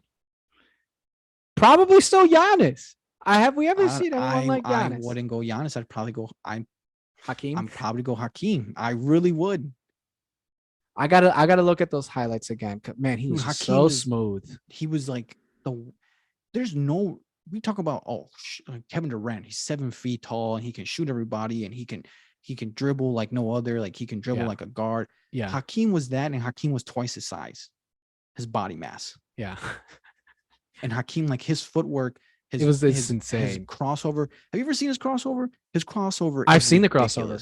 Yeah. It's ridiculous. Like how is someone that big, that smooth, able to move that way? Yeah. Yes. His agility. I get like Hakeem, I get Kevin Durant can do it because he's slim, he's agile. Someone that big should not be that agile. He just shouldn't be. And honestly, Joel Embiid is up there too. Like Joel Embiid, we don't talk about him, but Joel Embiid he's probably. I think defensively Hakeem's gonna be, but everything else you can say. I think Hakeem's a better playmaker, but Joel Embiid has the benefit that he grew up in an era. He's playing in an era that's shooter friendly, so he's developed a shot and he can hit a shot from anywhere. It's not going to be the prettiest, but he can pull up from 3 if he wants to. Yeah, Hakeem couldn't do that, but Joel Embiid could, and Joel Embiid could just as smooth. Like he's not as quick as Hakeem, but he's got nice dribble moves. He's not that far off, and he's not that far off. But I think Hakeem's gonna beat. But Joel Embiid, man, we don't talk about him so much because he kind of doesn't do so well in the playoffs. But in terms of talent, like the best I've ever seen, Joel is up there, man. Joel's up there. I'm fortunate. I think he's missed his MVP window. I'm not sure he's going to get another shot at it moving forward. Given the rise of Luka, given the rise of Jason or Tatum, a Jokic, you'll have Giannis for another 5 years at this level. Yeah. And he's such a big man that I think his MVP windows is closed. Yeah. Who knows though? He might have a great and he's with the Sixers and Doc Rivers, who he's got to get out of that situation. Yeah. he's gonna get out of the situation. But you're right. I mean, the fact that I think Luka and Jokic and Giannis are gonna be his biggest competitors. Tatum too, because Tatum is really coming into his own. Yeah. But he's gonna have some tough competition. And Morant, John Morant, yeah. John Morant. Yeah. He there's just so much competition now that he had 2 seasons where he could have won his, and He unfortunately probably won it last year, yeah, it would have been okay if he won it. It would have been okay, but he was not. He just didn't. He just didn't. He didn't. The voters gave it to Jokic. You can't blame him for voting Jokic. No, it was not. It's not like a Derrick Rose, LeBron thing. Yeah, it was. No, it's like, it was a good vote. Yeah, but well, that was a great conversation. Great way to end it. Yes. But I'd like to thank you, man, for coming on here. I always have a great conversation with you, and it's always good conversation. Definitely have to have you on more often. You know me, I got those takes. Hey, if you need to spice it up, doing great content. So thank you again for joining. And like I said, he's starting his own podcast, so make sure you guys are looking out for that. Once it starts and once it's up and running, I'll make sure to plug it. But other than that, man, thank you guys for joining and listening and tuning in. Please like, comment, and subscribe wherever you're listening from. You guys can follow me on all my social media platforms @AroundTheNBA_podcast, and I'll see you guys next time.